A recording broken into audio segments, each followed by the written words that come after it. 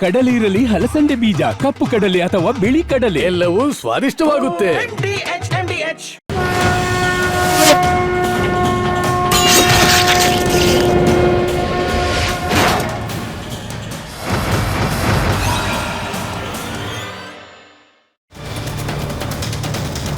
ವೀಕ್ಷಕರೇ, ಮಹಾಭಾರತ ವಿಶೇಷ ಚರ್ಚಾ ಕಾರ್ಯಕ್ರಮಕ್ಕೆ ನಿಮಗೆಲ್ಲರಿಗೂ ಆತ್ಮೀಯ ಸ್ವಾಗತ. ನಾನು ಶ್ರೀಪಾದ್ ಪಾಟೀಲ್. ಇವತ್ತಿನ ಮಹಾಭಾರತ ವಿಶೇಷ ಚರ್ಚಾ ಕಾರ್ಯಕ್ರಮದಲ್ಲಿ ನಾವೆಲ್ಲರೂ ಕೂಡ ಇಲ್ಲಿ ಸೇರಿರುವಂತಹ ಉದ್ದೇಶ, ತಿರುಪರಕುಂದ್ರಂ ಅನ್ನುವಂತಹ ತಮಿಳುನಾಡಿನ ಒಂದು ಪ್ಲೇಸಲ್ಲಿ ಕಾರ್ತಿಕ ದೀಪೋತ್ಸವ ಮಾಡೋದಕ್ಕೆ ಈಗ ನಾನಾ ರೀತಿಯ ತೊಂದರೆಗಳು ಎದುರಾಗಿದೆ. ದೀಪೋತ್ಸವ ಮಾಡಿ ಅಂತ ಸ್ವಾಮಿನಾಥನ್ ಅವರು ಆದೇಶವನ್ನ ಹೊರಡಿಸಿದ್ದು ಈಗ ಇಡೀ ದೇಶದಲ್ಲಿ ವಿವಾದದ ಕಿಚ್ಚನ್ನ ಎಬ್ಬಿಸಿದೆ. ಹಿಂದೂಗಳು ಒಂದು ದೀಪವನ್ನ ಬೆಳಗಬೇಕು ಅಂತಂದ್ರೂ ಕೂಡ ಇಷ್ಟೊಂದು ವಿಘ್ನಗಳು ಎದುರಾಗ್ತಾ ಇರೋದು ಯಾಕೆ? ಅಲ್ಲಿ ಇರುವಂತಹ ಸಿಕಂದರ್ ಬಾದ್ಶಾ ದರ್ಗಾ, ಅದರ ಮುಂದೆ ಇರುವಂತಹ ದೀಪಸ್ತಂಭ, ಮತ್ತೊಂದು ಕಡೆ ಕಾಶಿ ವಿಶ್ವನಾಥ ದೇವಸ್ಥಾನ, ಮುರುಗನ್ ದೇವಸ್ಥಾನ, ಸಾವಿರಾರು ವರ್ಷಗಳಿಂದ ನಡೆದುಕೊಂಡು ಬಂದಂತಹ ಪದ್ಧತಿ ಈಗ DMK ಸರ್ಕಾರಕ್ಕೆ ಯಾಕೆ ಅರಗಿಸ್ಕೊಳ್ಳೋದಕ್ಕೆ ಆಗ್ತಾ ಇಲ್ಲ ಅನ್ನುವಂತಹದ್ದು ಪ್ರಶ್ನೆ ಇದೆ. ಇನ್ನು ಸ್ವಾಮಿನಾಥನ್ ನೀಡಿದಂಥ ಆದೇಶದ ವಿರುದ್ಧವೇ ಇಂಪೀಚ್ಮೆಂಟ್ಗೆ ಕಾಂಗ್ರೆಸ್ನ ಸಂಸದರು, ದೇಶದಾದ್ಯಂತ ಒಟ್ಟು 107 ಸಂಸದರು ಸಹಿ ಮಾಡಿದ್ದಾರೆ. ಹಾಗಿದ್ರೆ ಇಲ್ಲಿ ಯಾವ ವಿಚಾರಕ್ಕೆ ತೊಂದರೆ ಆಗ್ತಾ ಇದೆ, ಯಾರ ಓಲೈಕೆ ಯಾವ ಉದ್ದೇಶಕ್ಕಾಗಿ ಆಗ್ತಾ ಇದೆ, ಎಲ್ಲ ವಿಚಾರಗಳ ಬಗ್ಗೆ ನಾವು ಈ ಮಹಾಭಾರತ ವಿಶೇಷ ಚರ್ಚಾ ಕಾರ್ಯಕ್ರಮದಲ್ಲಿ ಚರ್ಚೆಯನ್ನ ಮಾಡೋಣ. ಈ ಚರ್ಚಾ ಕಾರ್ಯಕ್ರಮಕ್ಕೆ ವಿಶೇಷ ಅತಿಥಿಗಳು ಬಂದಿದ್ದಾರೆ. ಅವರನ್ನ ನಾನೆಲ್ಲರನ್ನು ಸ್ವಾಗತಿಸ್ತಾ ಇದ್ದೀನಿ. ಮೊದಲದಾಗಿ ಚಿಂತಕರಾಗಿರುವಂತಹ ಹರಿರಾಮ್ ಶಂಕರ್ ಅವರಿದ್ದಾರೆ, ಅವರನ್ನ ಕಾರ್ಯಕ್ರಮಕ್ಕೆ ಸ್ವಾಗತಿಸ್ತಾ ಇದ್ದೀನಿ. ಹರಿರಾಮ್ ಅವರ ಕಾರ್ಯಕ್ರಮಕ್ಕೆ ಸ್ವಾಗತ. ಹಾಗೇನೆ ರಣರಾಗಿಣಿ ಪಡೆಯಿಂದ ಭವ್ಯ ಗೌಡ ಅವರು ಬಂದಿದ್ದಾರೆ, ಅವರನ್ನು ಕಾರ್ಯಕ್ರಮಕ್ಕೆ ಸ್ವಾಗತಿಸ್ತಾ ಇದ್ದೀನಿ. ಭವ್ಯ ಗೌಡ ಅವರ ಕಾರ್ಯಕ್ರಮಕ್ಕೆ ಸ್ವಾಗತ. ಇನ್ನು BJPಯ ವಕ್ತಾರರಾಗಿರುವಂತಹ ಪಟಾಪಟ್ ಶ್ರೀನಿವಾಸ್ ಅವರು ಕೂಡ ಇದ್ದಾರೆ, ಅವರನ್ನು ಕಾರ್ಯಕ್ರಮಕ್ಕೆ ಸ್ವಾಗತಿಸ್ತಾ ಇದ್ದೀನಿ. ಶ್ರೀನಿವಾಸ್ ಅವರ ಕಾರ್ಯಕ್ರಮಕ್ಕೆ ಸ್ವಾಗತ. ಆಪ್ ವಕ್ತಾರರಾಗಿರುವಂತಹ ಉಷಾ ಮೋಹನ್ ಅವರಿದ್ದಾರೆ, ಉಷಾ ಮೋಹನ್ ಅವರ ಕಾರ್ಯಕ್ರಮಕ್ಕೆ ಸ್ವಾಗತ. ಎಂದಿನಂತೆ ನಮ್ಮ ವೀಕ್ಷಕ ಪ್ರಭುಗಳು ಕೂಡ ನನ್ನ ಎಡಬಲದಲ್ಲಿದ್ದಾರೆ, ನಿಮ್ಮೆಲ್ಲರನ್ನೂ ಕೂಡ ನಾನು ಆತ್ಮೀಯವಾಗಿ ಸ್ವಾಗತಿಸ್ತಾ ಇದ್ದೀನಿ. ವೆಲ್ಕಮ್. ನಾನು ಪಟಾಪಟ್ ಶ್ರೀನಿವಾಸ್ ಅವರಿಂದಾನೇ ಆರಂಭ ಮಾಡ್ತೀನಿ. ದೀಪೋತ್ಸವಕ್ಕೆ ವಿಘ್ನ, ಇತಿಹಾಸ ಎಲ್ಲವನ್ನೂ ಕೂಡ ಅರಿತುಕೊಂಡು ಬಂದಿದ್ದೀರಿ ಅಂತ ನಾನು ಅನ್ಕೊಳ್ತೀನಿ. ಯಾವ ವಿಚಾರಕ್ಕೆ ಇಲ್ಲಿ ಸಮಸ್ಯೆ ಆಯಿತು ದಿಢೀರಂತ? ಮೊದಲ ಪ್ರತಿಕ್ರಿಯೆ ಏನು? ಒಂದು ಈ ಸಮಸ್ಯೆ ಗಂಭೀರತೆಯನ್ನು ಅರ್ಥ ಮಾಡ್ಕೋಬೇಕಂದ್ರೆ ಆ ಸ್ಥಳದ ಪ್ರಾಮುಖ್ಯತೆ ಮತ್ತು ಅದರ ಪಾವಿತ್ರ್ಯತೆಯನ್ನು ಮೊದಲು ನಾವು ಅರ್ಥ ಮಾಡ್ಕೋಬೇಕು. ಏನು ಇವತ್ತು ತಿರುಪರಕುಂಡ್ರಂ ಇದೆ, ಕುಂಡ್ರಂ ಅಂದರೆ ಅದು ಬೆಟ್ಟ. ಈ ಬೆಟ್ಟ 6ನೇ ಶತಮಾನದಲ್ಲಿ ಪಾಂಡ್ಯರು ಕಟ್ಟಿಸಿರ್ತಕ್ಕಂಥ ಒಂದು ಬೆಟ್ಟದ ಕೆಳಗಡೆ ಒಂದು ದೇವಸ್ಥಾನ ಇದೆ, ಸುಬ್ರಹ್ಮಣ್ಯ ದೇವಸ್ಥಾನ, ಏನು ಆರ್ಮುಗಮ್ ಅಂತೀವಿ. ಆರ್ಮುಗಮ್ ಅಂದರೆ 6 ಮುಖಗಳಿರತಕ್ಕಂಥ ದೇವರು ಅಂತ ನಾವು ಭಾವಿಸ್ತೀವಿ. ಆ ಆರ್ಮುಗಮ್ ದೇವಸ್ಥಾನಕ್ಕೆ, ಆರ್ಮುಗಮ್ಗೆ 6 ಪವಿತ್ರ ಸ್ಥಳಗಳಿದೆ ತಮಿಳುನಾಡಲ್ಲಿ ಒಟ್ಟು. ಹೇಗೆ ನಮಗೆ ತಾಯಿ ಭುವನೇಶ್ವರಿ ದೇವಿ ಈ ನಾಡಿನ ದೇವತೆಯೋ, ಹಾಗೆ ಸ್ವಾಮಿ ಸುಬ್ರಹ್ಮಣ್ಯ ತಮಿಳುನಾಡಿನ ದೇವತೆ, ಹಾಗೆ ಆರಾಧ್ಯ ದೈವ. ಒಟ್ಟು ಇಲ್ಲಿ 6 ಮನೆಗಳಿದ್ದಾವೆ, 6 ಪವಿತ್ರ ಕ್ಷೇತ್ರಗಳಿದ್ದಾವೆ ತಮಿಳುನಾಡಲ್ಲಿ ಸುಬ್ರಹ್ಮಣ್ಯಕ್ಕೆ ಸ್ವಾಮಿಗೆ ಸಂಬಂಧಪಟ್ಟಂಥದ್ದು. ಮೊದಲನೇದು ಈ ಏನು ತಿರುಪರಕುಂಡ್ರಂ ಅಂತ ಹೇಳ್ತಾ ಇದ್ದೀವಿ, ಇದು ಇಲ್ಲಿ ಏನು ಅಂದರೆ ಐತಿಹ್ಯ, ದೇವರು ಸುರಪದ್ಮ ಅಂತ ಒಬ್ಬ ರಾಕ್ಷಸನನ್ನು ಕೊಂದು ದೇವಯ್ಯನನ್ನು ಮೊದಲನೇ ಮದುವೆ ಆಗಿರ್ತಾನೆ ಅಂತ. ಹಾಗಾಗಿ ಅವರ ಒಂದು ಇತಿಹಾಸ ಸೃಷ್ಟಿಯಾಗೋದೇ ದೇವ್ರದ್ದು ಇಲ್ಲಿಂದ.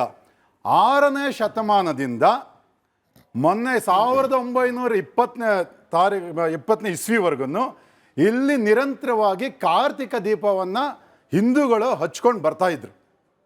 ಆ ಕಾರ್ತಿಕ ದೀಪ ಇಲ್ಲಿ 3 ಭಾಗ ಇದೆ ಬೆಟ್ಟಕ್ಕೆ. ಒಂದು ತಪ್ಪಲಲ್ಲಿ ಸ್ವಾಮಿಯ ದೇವಸ್ಥಾನ ಇದೆ ಸುಬ್ರಹ್ಮಣ್ಯದ್ದು, ಮಧ್ಯದಲ್ಲಿ ಕಾರ್ತಿಕ ದೀಪ ಇದೆ, ಅದಕ್ಕೂ ಮೇಲೆ 14ನೇ ಶತಮಾನದಲ್ಲಿ ಸಿಕಂದರ್ ಬಾದ್ಶಾ ಅಂತ ಯಾರು ತಮಿಳುನಾಡಿನ ಸುಲ್ತಾನಟ್ನ ಕೊನೆಯ ರಾಜ ಆಗಿದ್ರು, ಅವ್ರದ್ದು ಒಂದು ಸಮಾಧಿ ಇದೆ, ಅದೇ ಬೇರೆ ತಲೆ ಮೇಲೆ ಇದೆ. ಮಧ್ಯದಲ್ಲಿ ಕಾರ್ತಿಕ ದೀಪ ಇದೆ, ಅದ್ರ ಕೆಳಗಡೆ ಸ್ವಾಮಿಯ ದೇವಸ್ಥಾನ ಇದೆ. ಈ ಕಾಂಟ್ರವರ್ಸಿ ಶುರುವಾಗಿದ್ದು ಬ್ರಿಟಿಷರ ಕಾಲದಲ್ಲಿ. ಇಲ್ಲಿ ದೀಪ ಹಚ್ಚಬಾರ್ದು ಅಂತ ಒಂದಷ್ಟು ಜನ ಗಲಾಟೆ ಮಾಡಿದ್ರು. ಯಾಕೆ ಅಂತ ಹೇಳಿದ್ರೆ ಅಲ್ಲಿ ಹಿಂದೂ ಮುಸ್ಲಿಮರ ತೊಂದರೆ ಆಗುತ್ತೆ ಅಂತ. ಯಾವ ತೊಂದರೆನೂ ಇರಲಿಲ್ಲ. 6ನೇ ಶತಮಾನದಿಂದ 1920ನೇ ಇಸ್ವಿವರೆಗೂ ಯಾವುದೇ ತೊಂದರೆ ಆಗಿರಲಿಲ್ಲ. ಬ್ರಿಟಿಷ್ ಸರ್ಕಾರದಲ್ಲಿ ಕೇಸ್ ನಡೆದು ಲಂಡನ್ನಲ್ಲಿ ಇಲ್ಲಿ 10 ವರ್ಷ 1920ರಿಂದ 30ರವರೆಗೂ ಇದು ಮೊಕದ್ದಮೆ ನಡೆದು 30ರಲ್ಲಿ ಹೇಳುತ್ತೆ ಬ್ರಿಟಿಷ್ ಸರ್ಕಾರ, ನೀವು ಇಲ್ಲಿ ದೀಪ ಹಚ್ಕೋಬೋದು ಅಂತ ಹೇಳಿ. ಮೇಲೆ ಇರ್ತಕ್ಕಂಥ ಸಿಕಂದರ್ ಬಾದ್ಶಾ ಮುಸ್ಲಿಮ್ರಿಗೆ ಸೇರಿದ್ದು, ಅದಕ್ಕೆ ಮೇಲೆ ಹತ್ತುವಂಥ ಮೆಟ್ಲು ಮುಸಲ್ಮಾನರಿಗೆ ಸೇರಿದ್ದು, ಮತ್ತೆ ಅಲ್ಲಿ ಒಂದು ಗ್ರೇವ್ ಯಾರ್ಡ್ ಇದೆ, ಸ್ಮಶಾನ, ನೆಲ್ಲಿ ತೋಪು ಅಂತ, ಅದು ಕೂಡ ಮುಸಲ್ಮಾನರಿಗೆ ಸೇರಿದ್ದು ಅಂತ ಹೇಳಿ, ಯಾವ ಸ್ಥಳ ಯಾವರಿಗೆ ಸೇರಿದ್ದು ಅಂತ ಹೇಳಿ ಅತ್ಯಂತ ಸ್ಪಷ್ಟವಾಗಿ ಕೋರ್ಟ್ ಆದೇಶ ಆಯಿತು. ಆದರೆ ಆವತ್ತಿದ್ದಂಥ DMK ಕಾರ್ಯಕರ್ತರಿರ್ಬೋದು ಅಥವಾ ತೀಕಾ ಮೂಮೆಂಟ್, ಏನು ಪೆರಿಯಾರ್ ಅವರ ಮೂಮೆಂಟ್ ಇತ್ತು, ಅವರು ಅಲ್ಲಿ ದೀಪ ಹಚ್ಚೋದಕ್ಕೆ ಬಿಡಲಿಲ್ಲ. ಹಾಗೆ ಅದು 1996ರಲ್ಲಿ ಮತ್ತೆ ಒಂದು ಕೇಸ್ ಆಯ್ತು. ಅದು ಕೂಡ ನಲ್ಲಿ ದೀಪ ಹಚ್ಚಬಹುದು ಹಿಂದೂಗಳಂತ, ಕಾರ್ತಿಕೈ ದೀಪಂ ಅಂತ ಹೇಳ್ತಾರೆ, ಹಚ್ಚಬಹುದು ಅಂತ ಹೇಳ್ತು. 2006ರಲ್ಲಿ ಮತ್ತೆ ಬಂತು ಒಂದು ಆದೇಶ, ಆವಾಗಲೂ ಹಚ್ಚಬಹುದು ಅಂತ ತೀರ್ಪು ಬಂದ ಮೇಲೆ ಇದುವರೆಗೂ ಯಾವುದೇ ಸರ್ಕಾರಗಳು ಆ ಕೋರ್ಟ್ನ ತೀರ್ಪನ್ನು ಇಂಪ್ಲಿಮೆಂಟ್ ಮಾಡದೇ ಇದ್ದಿದ್ದರಿಂದ ಇವತ್ತು ತಮಿಳುನಾಡಿನ ಮಧುರೈ ಪೀಠದ ನ್ಯಾಯಾಧೀಶರಾದಂಥ ನ್ಯಾಯಮೂರ್ತಿಗಳಂತ GR ಸ್ವಾಮಿನಾಥನ್ ಅವರು ಇತಿಹಾಸವನ್ನು ಸರಿ ಮಾಡೋ ದಿಕ್ಕಲ್ಲಿ ದಿಟ್ಟ ಹೆಜ್ಜೆಯನ್ನು ಇಟ್ಟು ಇವತ್ತಲ್ಲಿ ಕಾರ್ತೀಕ ದೀಪವನ್ನು ಹಚ್ಚಬಹುದು ಅಂತ ಹೇಳಿ ತೀರ್ಪನ್ನು ಕೊಟ್ಟಿದ್ದಾರೆ. ಒಬ್ಬ ಚುನಾಯಿತ ಸರ್ಕಾರ ಯಾವುದೇ ಕೋರ್ಟಿನ ತೀರ್ಪನ್ನು ಅದನ್ನು ಆದೇಶವನ್ನು ಪಾಲನೆ ಮಾಡೋದು ಆದ್ಯ ಕರ್ತವ್ಯ. ಆದರೆ ಅಲ್ಲಿರ್ತಕ್ಕಂಥ ಅಲ್ಪಸಂಖ್ಯಾತರನ್ನು, ವಿಶೇಷವಾಗಿ ಮುಸಲ್ಮಾನರನ್ನು ತುಷ್ಟೀಕರಿಸೋ ಒಂದೇ ಒಂದು ದೃಷ್ಟಿಯಿಂದ, ಒಂದೇ ಒಂದು ಉದ್ದೇಶದಿಂದ ಈಗ ಅಷ್ಟೇ ಚುನಾವಣೆಗಳ ಹತ್ರ ಬರ್ತಾ ಇದ್ದಾವೆ. ಹಾಗಾಗಿ ಇವತ್ತು DMK ಸರ್ಕಾರ ಅಲ್ಲಿ ಕಾರ್ತಿಕ ದೀಪವನ್ನು ಹಚ್ಚೋದಕ್ಕೆ ಬಿಡಲಿಲ್ಲ. ವಿಶೇಷ ಏನು ಅಂದರೆ ಈ ಎಂಟೈರ್ ಡಿಸ್ಪ್ಯೂಟಲ್ಲಿ ಮೊನ್ನೆ ಡಿಸೆಂಬರ್ 4ನೇ ತಾರೀಕುವರೆಗೂ ಕಳೆದ 105 ವರ್ಷದಲ್ಲಿ ಯಾವುದೇ ಮುಸ್ಲಿಮರು ಈ ಕೇಸ್ನಲ್ಲಿ ಪಾರ್ಟಿ ಅಲ್ಲ, ಯಾವುದೇ ಅಪೀಲ್ ಹೋಗಲಿಲ್ಲ, ಯಾರು ಈ ಕಾರ್ತಿಕ ದೀಪವನ್ನು ಹಚ್ಚೋದಕ್ಕೆ ವಿರೋಧ ಮಾಡಲಿಲ್ಲ. ಯಾಕೆಂದರೆ ಸುಬ್ರಹ್ಮಣ್ಯ ಸ್ವಾಮಿಗೆ ವಿಶೇಷವಾಗಿ ಅತಿ ಹೆಚ್ಚು ಜನ ಮುಸಲ್ಮಾನರು ಭಕ್ತರಿದ್ದಾರೆ. ನೀವು ಕುಕ್ಕೆ ಸುಬ್ರಹ್ಮಣ್ಯಗೆ ಹೋದರೆ ಅಲ್ಲಿ ಮುಸಲ್ಮಾನರು ಬರ್ತಾರೆ, ನೀವು ಘಾಟಿ ಸುಬ್ರಹ್ಮಣ್ಯಗೆ ಹೋದರೆ ಭಕ್ತರು ಬರ್ತಾರೆ, ವಿಪುರಂ ದೇವಸ್ಥಾನಕ್ಕೆ ಹೋದರೆ ಅನೇಕ ಜನ ಬರ್ತಾರೆ. ಹಾಗಾಗಿ ಈ ಒಂದು ಇಶ್ಯೂವನ್ನು DMK ಸರ್ಕಾರ ಬೇಕು ಅಂತಲೇ ಎಲೆಕ್ಷನ್ ದೃಷ್ಟಿಕೋನದಿಂದ ಒಂದು ದೊಡ್ಡ ವಿವಾದವನ್ನು ಮಾಡಿ ಹಿಂದೂ ವಿರೋಧಿತನವನ್ನು ಪ್ರದರ್ಶನ ಮಾಡಿದೆ. ಒಂದು ಸಾಂವಿಧಾನಿಕ ಬಿಕ್ಕಟ್ಟನ್ನು ತಮಿಳುನಾಡಲ್ಲಿ ಇವತ್ತು ಸೃಷ್ಟಿ ಮಾಡಿದೆ. ಇದು ಅತ್ಯಂತ ನಾಚಿಕೆಗೇಡು, ಅತ್ಯಂತ ಖಂಡನೀಯ. ಭಾರತೀಯ ಜನತಾ ಪಕ್ಷ ಇದನ್ನು ಅತ್ಯಂತ ಕಠೋರ ಶಬ್ದಗಳಲ್ಲಿ ಖಂಡಿಸುತ್ತೆ. ಉಷಾಮೋಹನ್ ಅವರ ಇಂಡಿ ಕೂಟಕ್ಕೆ ಯಾಕೆ ತೊಂದರೆ ಆಗ್ತಾ ಇದೆ ಅಲ್ಲಿ ದೀಪ ಹಚ್ಚೋದ್ರಿಂದ? ಚುನಾವಣೆಯ ಸಂದರ್ಭಗಳಲ್ಲಿ ನೀವು ಈ ಇನ್ಸಿಡೆಂಟ್ ನೋಡ್ತಾ ಇರ್ಬೋದು. ಸುಮಾರು ಎರಡು ಮೂರು ಜಡ್ಜ್ಮೆಂಟ್ ಆದ ನಂತರ ಇವಾಗ ಬಂದಿರುವಂಥ ಸ್ವಾಮಿನಾಥನ್ ಅವರ ಜಡ್ಜ್ಮೆಂಟ್ ಪ್ರಕಾರ ಅಲ್ಲಿ ದೀಪ ಹಚ್ಚೋದ್ರಿಂದ ಯಾವುದೇ ಸಮಸ್ಯೆ ಇಲ್ಲ, ಪ್ರಾರಂಭ ಮಾಡಿ ಅನ್ನೋದನ್ನ ಅವ್ರು ಕೊಟ್ಟಿದ್ದಾರೆ. ಒಂದು ರಿಲಿಜಿಯಸ್ ಫ್ರೀಡಮ್ ಪ್ರಕಾರ ಅವ್ರು ಕೊಟ್ಟಿರುವಂಥ ತೀರ್ಪನ್ನು ಖಂಡಿತವಾಗ್ಲೂ ಎಲ್ಲರೂ ಗೌರವಿಸಲೇಬೇಕು. ಅದಲ್ಲದೆ ಇನ್ನೊಂದು ವಿಚಾರ ನಾವಿಲ್ಲಿ ಗಮನಿಸಬೇಕು.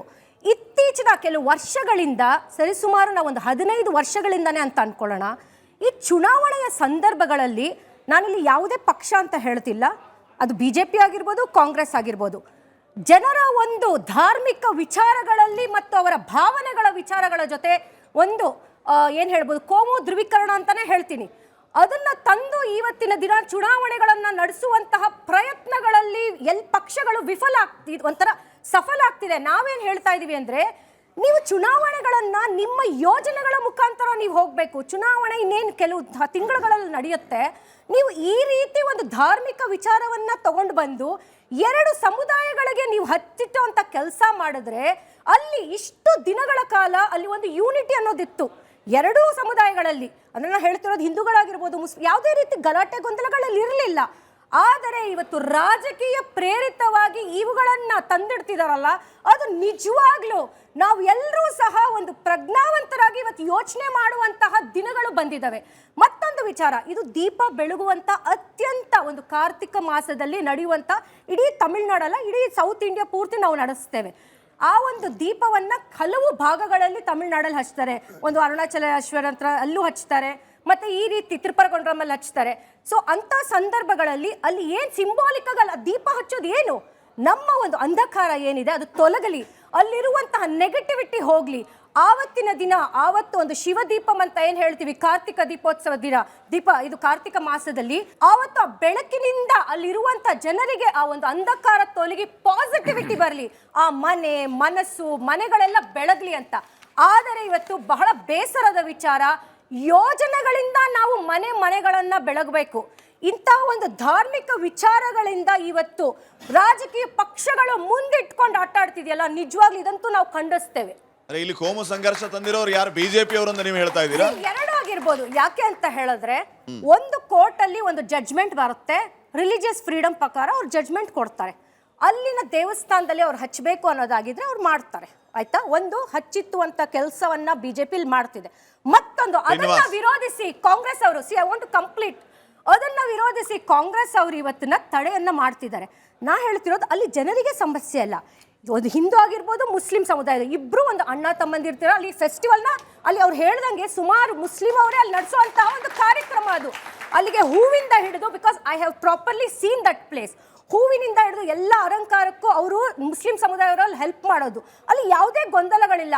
ಆದರೆ ನಿಮ್ಮ ರಾಜಕೀಯ ಉದ್ದೇಶದಿಂದ ಇವತ್ತು ಯೋಜನೆಗಳಿಗೆ ನೀವು ಕೊಡೋದಕ್ಕೆ ತಾಕತ್ತಿಲ್ದರ ನೀವು ಒಂದು ಕೋಮು ಧ್ರುವೀಕರಣವನ್ನು ತಂದಿಟ್ಟು ಇವತ್ತು ತಮಾಷೆ ನೋಡ್ತಿರುವಂತಹ ಸರ್ಕಾರಗಳಿಗೆ ನಿಜವಾಗ್ಲೂ ಚೀಮಾರಿ ಹಾಕ್ತಾರೆ. ಶ್ರೀನಿವಾಸ್ ಏನ್ ಹೇಳ್ತೀರಿ? ಅವ್ರಿಗೊಂದಷ್ಟು ಮಾಹಿತಿ ಕೊರತೆ ಇದೆ. ಮೊದಲು ಮೇಡಮ್ ಅವರು, ಉಷಾ ಅವರು ಆ DMKನ ಏನು ಒಂದು ಹಿಂದೂ ವಿರೋಧಿತನ ಇದೆ ಅದನ್ನ ಕಣಿಸ್ಬೇಕಾಗಿತ್ತು. ಯಾಕೆಂದ್ರೆ ಅಲ್ಲ ಒಂದ್ ನಿಮಿಷ ಮೇಡಮ್, ಒಂದ್ ನಿಮಿಷ ಕಣಿಸ್ಬೇಕಾಗಿತ್ತು. ಒಂದು ನಿಮಿಷ ಮೇಡಮ್ ಕೇಳಿಸ್ಕೊಳ್ಳಿ ಮೇಡಮ್. ಅಲ್ಲ ನೀವು ಹಿಂದೂ ಮಹಿಳೆ ಆಗಿದ್ರೆ ಏನು ಒಂದು ನ್ಯಾಯಾಂಗ ಅಂತ ಇದೆ ಭಾರತದ ಪ್ರಜಾಪ್ರಭುತ್ವ ವ್ಯವಸ್ಥೆಯಲ್ಲಿ. ಮೇಡಮ್ ಆಯ್ತು ಮೇಡಮ್, ನೀವು ಕೇಳಿಸ್ಕೊಳ್ಳಿ ಮೇಡಮ್, ನೀವು ಮಾತಾಡೋ ನಾನು ಮಾತಾಡಲಿಲ್ಲ, ಕೇಳಿಸ್ಕೊಳ್ಳಿ ಮೇಡಮ್. ಅಲ್ಲ ಮೇಡಮ್, ಅವ್ರದ್ದು ಹೆಸರೇ ಹೇಳಿಲ್ಲ, ನೀವು ಬರೀ ಬಿಜೆಪಿ ಅಂದ್ಬಿಟ್ರೆ ನೀವು. ಈಗ ಮೇಡಮ್ ಕೇಳಿಸ್ಕೊಳ್ಳಿ, ನೀವು ಯಾವುದು ಅಲ್ಲಲ್ಲ, ನೀವು ಯಾವುದನ್ನ ದೆಹಲಿನಲ್ಲಿ ಅಭಿವೃದ್ಧಿ ಅಲ್ಲಲ್ಲ, ಯಾವುದು ದೆಹಲಿನಲ್ಲಿ ಅಭಿವೃದ್ಧಿ ಮಾಡಿದ ಜನ ನಿಮ್ಮನ್ನ ಸಾರಸಟ್ಟಾಗಿ ತಿರಸ್ಕಾರ ಮಾಡ್ಬಿಟ್ಟಿದ್ದಾರೆ, ಆಯ್ತಾ? ತಿರಸ್ಕಾರ ಮಾಡಿ ನಿಮ್ಮ ರಾಷ್ಟ್ರೀಯ ಅಧ್ಯಕ್ಷರನ್ನ ಕಿತ್ತು ಸೋಲ್ಸಿ ಮನೆ ಕೂರಿಸ್ಬಿಟ್ಟಿದ್ದಾರೆ, ಆಯ್ತಾ? ಕೇಳಿಸ್ಕೊಳ್ಳಿ ಮೇಡಮ್, ಸಮಾಧಾನ ಕೇಳಿಸ್ಕೊಳ್ಳಿ ಮೇಡಮ್. ಇವತ್ತು ದೀಪ ಅಲ್ಲಲ್ಲ, ಕೇಳಿಸ್ಕೊಳ್ಳಿ ಮೇಡಮ್, ನೋಡಿ ಒಂದು ನ್ಯಾಯಾಂಗ ವ್ಯವಸ್ಥೆ ಭಾರತದ ಸಂವಿಧಾನದಲ್ಲಿ ಒಂದು ಪ್ರಜಾಸತ್ತಾತ್ಮಕ ವ್ಯವಸ್ಥೆಯಲ್ಲಿ 3ನೇ ಅಂಗ ಅಂತ ಹೇಳ್ತೀವಿ, ಶಾಸಕಾಂಗ, ಕಾರ್ಯಾಂಗ ಮತ್ತೆ ನ್ಯಾಯಾಂಗ. ನ್ಯಾಯಾಂಗದ ಆದೇಶವನ್ನ ಪಾಲನೆ ಮಾಡಿದ್ಮೇಲೆ ಅದನ್ನು ನಾವು ಒಬ್ಬ ನಾಗರಿಕರಾಗಿ, ಜವಾಬ್ದಾರಿತ ನಾಗರಿಕ ಈ ದೇಶದಲ್ಲಿ ಅದನ್ನ ವಿರೋಧ ಮಾಡಬೇಕು, ಯಾರಾದ್ರೂ ಅದಕ್ಕೆ ಧರ್ಮ ಇಲ್ಲ, ಜಾತಿನೇ ಇಲ್ಲ. ಇವರು ಹೇಳಿದ್ರು ಮುಸ್ಲಿಮ್ಸೇ ಹೂವು ತಗೊಂಬಂದು ಕೊಡ್ತಾ ಇದ್ರು ಅಂತ ಹೇಳಿ. ಮುಸ್ಲಿಮ್ಸ್ ನಾನು ಮೊದಲೇ ಹೇಳ್ಬಿಟ್ಟು ಅವ್ರದ್ದು ಏನು ಡಿಸ್ಪ್ಯೂಟ್ ಇಲ್ಲ. ಡಿಸೆಂಬರ್ 1ನೇ ತಾರೀಕು ಜಸ್ಟಿಸ್ GR ಸ್ವಾಮಿನಾಥನ್ ಅವರು ಅಲ್ಲಿ ಕಾರ್ತಿಕ ದೀಪವನ್ನು ನೀವು ಹಚ್ಬೋದು ಅಂತ ಹೇಳಿ ಆದೇಶವನ್ನು ಕೊಡ್ತಾರೆ. ಆದೇಶವನ್ನು ಪಾಲನೆ ಮಾಡೋದಕ್ಕೆ ಪೊಲೀಸ್ನವರು, ಅಲ್ಲಿ DMK ಸರ್ಕಾರದ ಪೊಲೀಸ್ನವರು ಸರ್ಕಾರ ತಡೆ ಮಾಡುತ್ತೆ. 5 ಗಂಟೆವರೆಗೂ ನೋಡ್ತಾರೆ. 5 ಗಂಟೆ 5 ನಿಮಿಷಕ್ಕೆ ಅಲ್ಲಿ ಕಂಟೆಂಪ್ಟ್ ಪಿಟಿಷನ್ ಮೂವ್ ಮಾಡ್ತಾರೆ. 6 ಗಂಟೆ 5 ನಿಮಿಷಕ್ಕೆ GR ಸ್ವಾಮಿನಾಥನ್ ಅವರು ಕಂಟೆಂಪ್ಟ್ ಮೂವ್ ಮಾಡಿ 50 ಜನ ಕಮಾಂಡೆಂಟ್, ಒಂದು ಕಮಾಂಡೆಂಟ್ 50 ಜನದ CISF ಅವ್ರನ್ನ, ಯಾರು 6 ಜನ ಪೆಟಿಷನರ್ಸ್ ಇದ್ರು, ಯಾರು BJP ಅಲ್ಲಿ ನಾಯಕರಾಗಿರ್ತಂಥ ರವಿ ಮೋಹನ್ ಅವರ ನೇತೃತ್ವದಲ್ಲಿ ಅವ್ರನ್ನ ಕರ್ಕೊಂಡೋಗಿ ದೀಪ ಹಚ್ಚಿರಿ ಅಂತ ಕಳಿಸಿದ್ರೆ DMK ಸರ್ಕಾರ ಅಲ್ಲಿರೋಂಥ DC SP ಅಲ್ಲಿ ಹೋಗೋಕ್ಕೆ ಬಿಡಲ್ಲ. 6 ಜನ ಬೇಡ ಸ್ವಾಮಿ, 5 ಜನ ಹೋಗ್ತೀವಿ ಅಂದರು.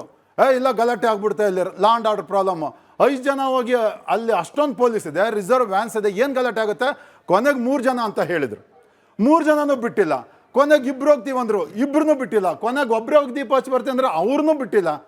ನಾವು ಎಲ್ಲಿದ್ದೀವಿ? ನಾವು ಪ್ರಜಾಸತ್ತಾತ್ಮಕ ದೇಶದಲ್ಲಿ ಇದ್ದೀವ? ಬಾಬಾ ಸಾಹೇಬ್ ಅಂಬೇಡ್ಕರ್ ಅವ್ರು ಬರೆದಿರ್ತಕ್ಕಂಥ ಸಂವಿಧಾನದ ಅಡಿಯಲ್ಲಿ ಕೆಲಸ ಮಾಡ್ತಿದ್ದೀವ? ಅಲ್ಲ ಸ್ಟಾಲಿನ್ ತರ ಒಬ್ಬ ನಿಮ್ಮ ಮೇಲೆ ಅವರ ನೇರ ಆರೋಪ ಏನಂತಂದ್ರೆ ಎಲೆಕ್ಷನ್ ಟೈಮಲ್ಲಿ ಧರ್ಮ ಸೂಕ್ಷ್ಮಗಳನ್ನ ತಗೊಂಡ್ಬರೋದು, ರಾಜಕಾರಣ ಮಾಡೋದು ಅಂತ ನಿಮಗೆ ಅವರು ಹೇಳ್ತಾರೆ. ಫಸ್ಟ್ ಒಂದೇ ನಿಮಿಷ, ಅಲ್ಲಲ್ಲ ಒಂದ್ ನಿಮಿಷ ಸರ್, ಮೇಡಮ್ ಗೊತ್ತಿಲ್ಲ, ಈ ಕೇಸು ಫೈಲ್ ಆಗಿರೋದು ಬ್ರಿಟಿಷ್ ಇಂಡಿಯಾದಲ್ಲಿ 1920ರಲ್ಲಿ, ನೆನ್ನೆಲ್ಲ ಮೊನ್ನೆ ಎಲ್ಲ ಆಗಿದ್ದು. ಆವಾಗಿಂದ ನಿರಂತರವಾಗಿ 1996ರಲ್ಲಿ ಬಂದಿದೆ ಆದೇಶ, 2014ರಲ್ಲಿ ಬಂದಿದೆ, ಡಿಸೆಂಬರ್ 1, 2025ರಲ್ಲಿ ಬಂದಿದೆ. ಇದನ್ನ ಭಾರತೀಯ ಜನತಾ ಪಕ್ಷ ಸಮಸ್ಯೆ ಅಂತ ಹೆಂಗ್ ಹೇಳ್ತಾರ? ಇದು ಹಿಂದೂಗಳ ವಿರೋಧಿ ತನವನ್ನ ತೋರಿಸ್ತಾ ಇರೋದು. DMK ಹಿಂದೂ ವಿರೋಧಿತನವನ್ನ ಎತ್ತಿ ತೋರಿಸ್ತಾ ಇದೆ. ಕುಂಬಳಕಾಯಿ ಕಳ್ಳ ಅಂದ್ರೆ ಹೆಗಲ್ ಮುಟ್ ನೋಡ್ಕೊಂಡ್ರಂತೆ ಅಲ್ಲ, ಅಲ್ಲ. ಹಂಗಾಗಿ ಇವ್ರ ಕಥೆ. ನಾನು ಅವ್ರಿಗೆ ನಾವಾದ್ರೆ ಏನು ಕಳ್ರ ಆರೋಪ ಮಾಡೇ ಇಲ್ಲ. ನಾನು ನೀವು- ಬಹಳ ಸ್ಪಷ್ಟವಾಗಿ ಕ್ಲಾರಿಟಿ ಕೊಟ್ಟೆ. ನೀವು ಯಾವ ಕ್ಲಾರಿಟಿನ ಕೊಟ್ಟಿಲ್ಲ ಮೇಡಮ್. ಅಲ್ಲ, ಉಸಾಮನ್ ಅವರೇ, ಒಂದ್ ನಿಮಿಷ. ಪಡಾವಡ್ ಶ್ರೀನಿವಾಸ್ ಒಂದ್ ನಿಮಿಷ. ಉಸಾಮನ್ ಅವರೇ, ನಿಮಗೆ ಅಲ್ಲ ಅಲ್ಲಿ ಕಾಂಗ್ರೆಸ್ ಬಿಟಿ ಮಗ ಮಾತಾಡ್ತಾ ಇದ್ದೀರಾ, ಇಂಡಿಯಾ ಅಲೈನ್ಸ್ ತರನೇ ಮಾತಾಡ್ತಾ ಇದ್ದೀರಾ ನೀವು. ಮೊದಲನೇ ಒಂದು ಸ್ಟೇಟ್ಮೆಂಟ್ ಇತ್ತು, ನಾನಿಲ್ಲಿ ಯಾವುದೇ ಪಕ್ಷವ ಹಾಗಂತ ಹೇಳ್ಕೊಂಡೆ ನೀವು ಮೊದಲೇ ಕೈ ತಕೊಂಡು ಮಾತಾಡ್ತಾ ಇದ್ದೀರಾ ನೀವು. ನೀವು ಅಲ್ಲ. ಹಿಂದೂ ಧಾರ್ಮಿಕ ವಿಚಾರಗಳಲ್ಲಿ ಮಾತೆತ್ತೋರು ನೀವು ಹಾಗಾದ್ರೆ ಒಂದ್ ನಿಮಿಷ. ಈಗ ಉಸಾಮನ್ ಅವರೇ ಒಂದ್ ನಿಮಿಷ ಭವ್ಯಗೌಡರು ಒಂದ್ ನಿಮಿಷ ಬರ್ತೀನಿ ನಿಮ್ಮಿಬ್ಬರನ್ನು ಮಾತಾಡಿಸ್ಬೇಕು. ಒಂದ್ ನಿಮಿಷ ಉಸಾಮನ್ ಅವರಿಗೆ ಇಷ್ಟು ದಿನ ಇಲ್ಲದ ವಿವಾದ ಈಗ ವಿವಾದ ಆಯ್ತು. DMK ಅವರೇ ಕೋರ್ಟ್ಗೆ ಹೋದ್ರಲ್ವಾ, ಅದನ್ನು ಹೇಳಿ ನೀವು. ಅವ್ರು ಗೊತ್ತಿಲ್ಲ ಏನು ತೊಂದರೆ ಇಲ್ಲದೆ ನಡೀತಾ ಇದ್ದ ದೀಪೋತ್ಸವ. ಯಾರು DMK ಅವ್ರು ಕಾಣಿಸ್ತಾ ಇಲ್ವಾ ನಿಮಗೆ? ಬಿಜೆಪಿ ಅವರಷ್ಟೇ ಕಾಣಿಸ್ತಾ ಇದ್ದಾರಾ? DMK ಅವರು ಬೆಂಕಿ ಹಚ್ಚಿದ್ರಲ್ವಾ ಇಲ್ಲಿ, ಅದನ್ನು ಮಾತಾಡಿ. ಅಲ್ಲ, ಹಚ್ಚಿರೋದೇ DMK ಅವರು. ಅವರು ಬಹಳ ಕ್ಲಿಯರ್ ಆಗಿ ಹೇಳಿದ್ರು, ಸಮಸ್ಯೆಗಳಿದ್ದಿದ್ರೆ ಮುಸ್ಲಿಂ ಅವರು ಈ ಪಿಟಿಷನ್ ಅಲ್ಲಿ ಹಾಕೇ ಇಲ್ಲ, ಅಲ್ಲಿ ಯಾರು ಅವ್ರದ್ದು ವ್ಯಕ್ತಿ ಅವ್ರು ಯಾರು ಅಲ್ಲಿ ಪಿಟಿಷನರ್ಸ್ ಇಲ್ಲ ಅಂತಾನು ಅವ್ರು ಹೇಳಿದ್ರು. ಇರ್ಲಿಲ್ಲ ಅಂತ ಹೇಳಿದೆ. ಡಿಸೆಂಬರ್ 4ನೇ ತಾರೀಕು ಈಗ ಬಂದಿದ್ದಾರೆ. DMK ಅವರು ಅಂದ್ರೆ ಈಗ ಹೊರಗಡೆ ಬಂದಿದ್ದಾರೆ 105 ವರ್ಷದಲ್ಲಿ. ಸ್ಪಷ್ಟಪೂರ್ಣವಾಗಿ ಹೇಳ್ತಾ ಇದ್ದೀನಿ. ನಾನು ನಿಮಗೆ ಉದಾಹರಣೆ ಕೊಡ್ಬೋದು. 2024ರಲ್ಲಿ ಯಾವ ರೀತಿ ಒಂದು ಚುನಾವಣೆಯ ಅಜೆಂಡಾ, ಹೇಗೆ ರಾಮ ಮಂದಿರವನ್ನ ತರಾತುರಿಯಲ್ಲಿ ಇನಾಗ್ರೇಟ್ ಮಾಡೋದು. ಕೋರ್ಟ್ ಆರ್ಡರ್ ಬಂತಲ್ರಿ, ಕೋರ್ಟ್ ಆರ್ಡರ್ ಬಂತು. ಕೋರ್ಟ್ ಆರ್ಡರ್ ಬಂದಿದೆ, ತರಾತುರಿಯಲ್ಲಿ ಆಗಿದೆ. ಮಿಸ್ಗೈಡ್ ಮಾಡಬೇಡಿ ಉಸಾಮನ್ ಅವರೇ, ಮಿಸ್ಗೈಡ್ ಮಾಡಬೇಡಿ. ಎಲ್ಲ ತರಾತುರಿ ಆಗಿದೆ. ಕೋರ್ಟ್ ಆರ್ಡರ್ ಬಂದಿದೆ ಉಸಾಮನ್ ಅವರೇ, ತರಾತುರಿಯಲ್ಲಿ ಎಲ್ಲ ಆಯ್ತು. ಕೋರ್ಟ್ ಆರ್ಡರ್ ಬಂದಿದೆ ನಿಮಗೆ, ಕೋರ್ಟ್ ಆರ್ಡರ್ ಬಂತು ತಾನೆ. ಎಷ್ಟು ವರ್ಷದ ವಿವಾದ ಅದು? ತರಾತುರಿಯಲ್ಲಿ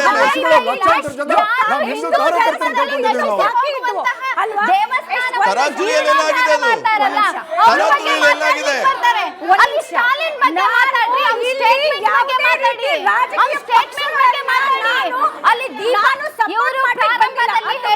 ಯಾರು ಮಾತು ಕೇಳಲ್ಲ. ಒಂದ್ ನಿಮಿಷ ನೀವು ಮಾತಾಡಿ, ಅವ್ರು ಮಾತಾಡಿ.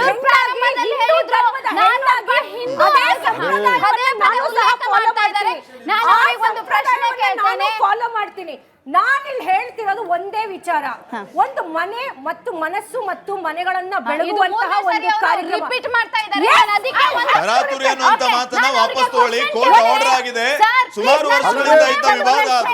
ತರಾತುರಿಯಲ್ಲಿ ಒಂದ್ ದಿನದಲ್ಲಾಗಿರೋ ಮಂದಿರವ, ಜನರಿಗೆ ಮಿಸ್ಗೈಡ್ ಮಾಡಕ್ ಹೋಗ್ಬಿಡಿ. ಹರಿರಾಮ್ ಒಂದ್ ನಿಮಿಷ. ಹಾಸ್ಯಾಸ್ಪದ ಅಂದ್ರೆ ಇಲ್ಲಿ ಬಂದು ನಿಂತ್ಕೊಂಡು ಬಿಜೆಪಿಗೆ ಕೈ ತೋರಿಸ್ತಾ ಇದ್ದೀರಲ್ಲ, ನಿಮಗೆ ಯಾಕೆ ನಾಚಿಕೆ ಆಗಲ್ಲ? ನಿಮ್ಮ ಹತ್ರ ಮೈಕ್ ಬಂದ ಮಾತಾಡಿ. ನಿಮ್ಮ ಹತ್ರ ಮೈಕ್ ಬಂದ ಮಾತಾಡಿ. ಉಸಾಮನ್ ಅವರೇ, ಇದು ತರಾತುರಿಯಲ್ಲಿ ಆದದ್ದಲ್ಲ. ಈ ಮಾತನ್ನ ವಾಪಸ್ ತಗೊಳ್ಳಿ. ಕೋರ್ಟ್ ಆರ್ಡರ್ ಬಂದಿದೆ. ಎಷ್ಟು ವರ್ಷಗಳಿಂದ ವಿವಾದ ಇತ್ತು, ಅದ ಹೆಂಗ್ ಹೇಳ್ತೀರಿ ನೀವು ತರಾತುರಿ ಅಂತ? I respect the decision and Yes. whatever it Madam, is ಒಂದು done. ನಿಮಗೆ ಜನವರಿ ತಿಂಗಳಲ್ಲಿ ಅದನ್ನ ಓಪನಿಂಗ್ ಇನಾಗ್ರೇಷನ್ ಅನ್ನ ಮಾಡ್ತಾರೆ, ಆದ್ರೆ ಅಲ್ಲಿ ವಿರೋಧ ಪಕ್ಷದ ನಾಯಕರನ್ನ ಕಡಿಲಿಲ್ಲ. ಈ ತರ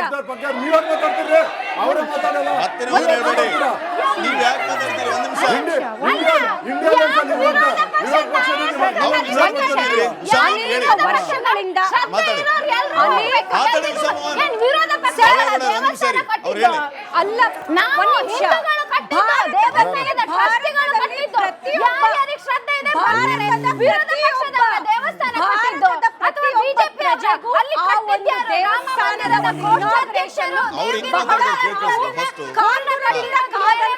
ಅಲ್ಲ, ಬಹಳ ಕಾತುರದಿಂದ ಕಾದಂತಹ ಕ್ಷಣ ಅವತ್ತು ಇನಾಗ್ರೇಷನ್.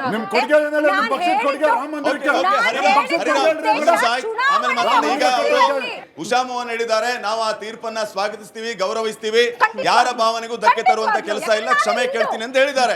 ಈಗ ಹರಿರಾಮ್ ಒಂದ್ ನಿಮಿಷ ಕೇಳಿದ್ದಾರೆ. ನಾನೀಗ ಆ ಟಾಪಿಕ್ ಇಲ್ಲಿಗೆ ಬಿಡೋಣ. ಹರಿರಾಮ್, ಈ ನಿಂದನೆ ವಿಚಾರವನ್ನ ನೀವು ಒಪ್ಕೊಳ್ತೀರಾ? ನ್ಯಾಯಾಂಗ ನಿಂದನೆ ಆಗಿರುವಂತದ್ದು ಇಲ್ಲಿ, ನ್ಯಾಯಾಂಗ ನಿಂದನೆ ಆಗಿರುವಂತದ್ದು, ಇದನ್ನ ನೀವು ಒಪ್ಕೊಳ್ತೀರಾ ಹೇಗೆ?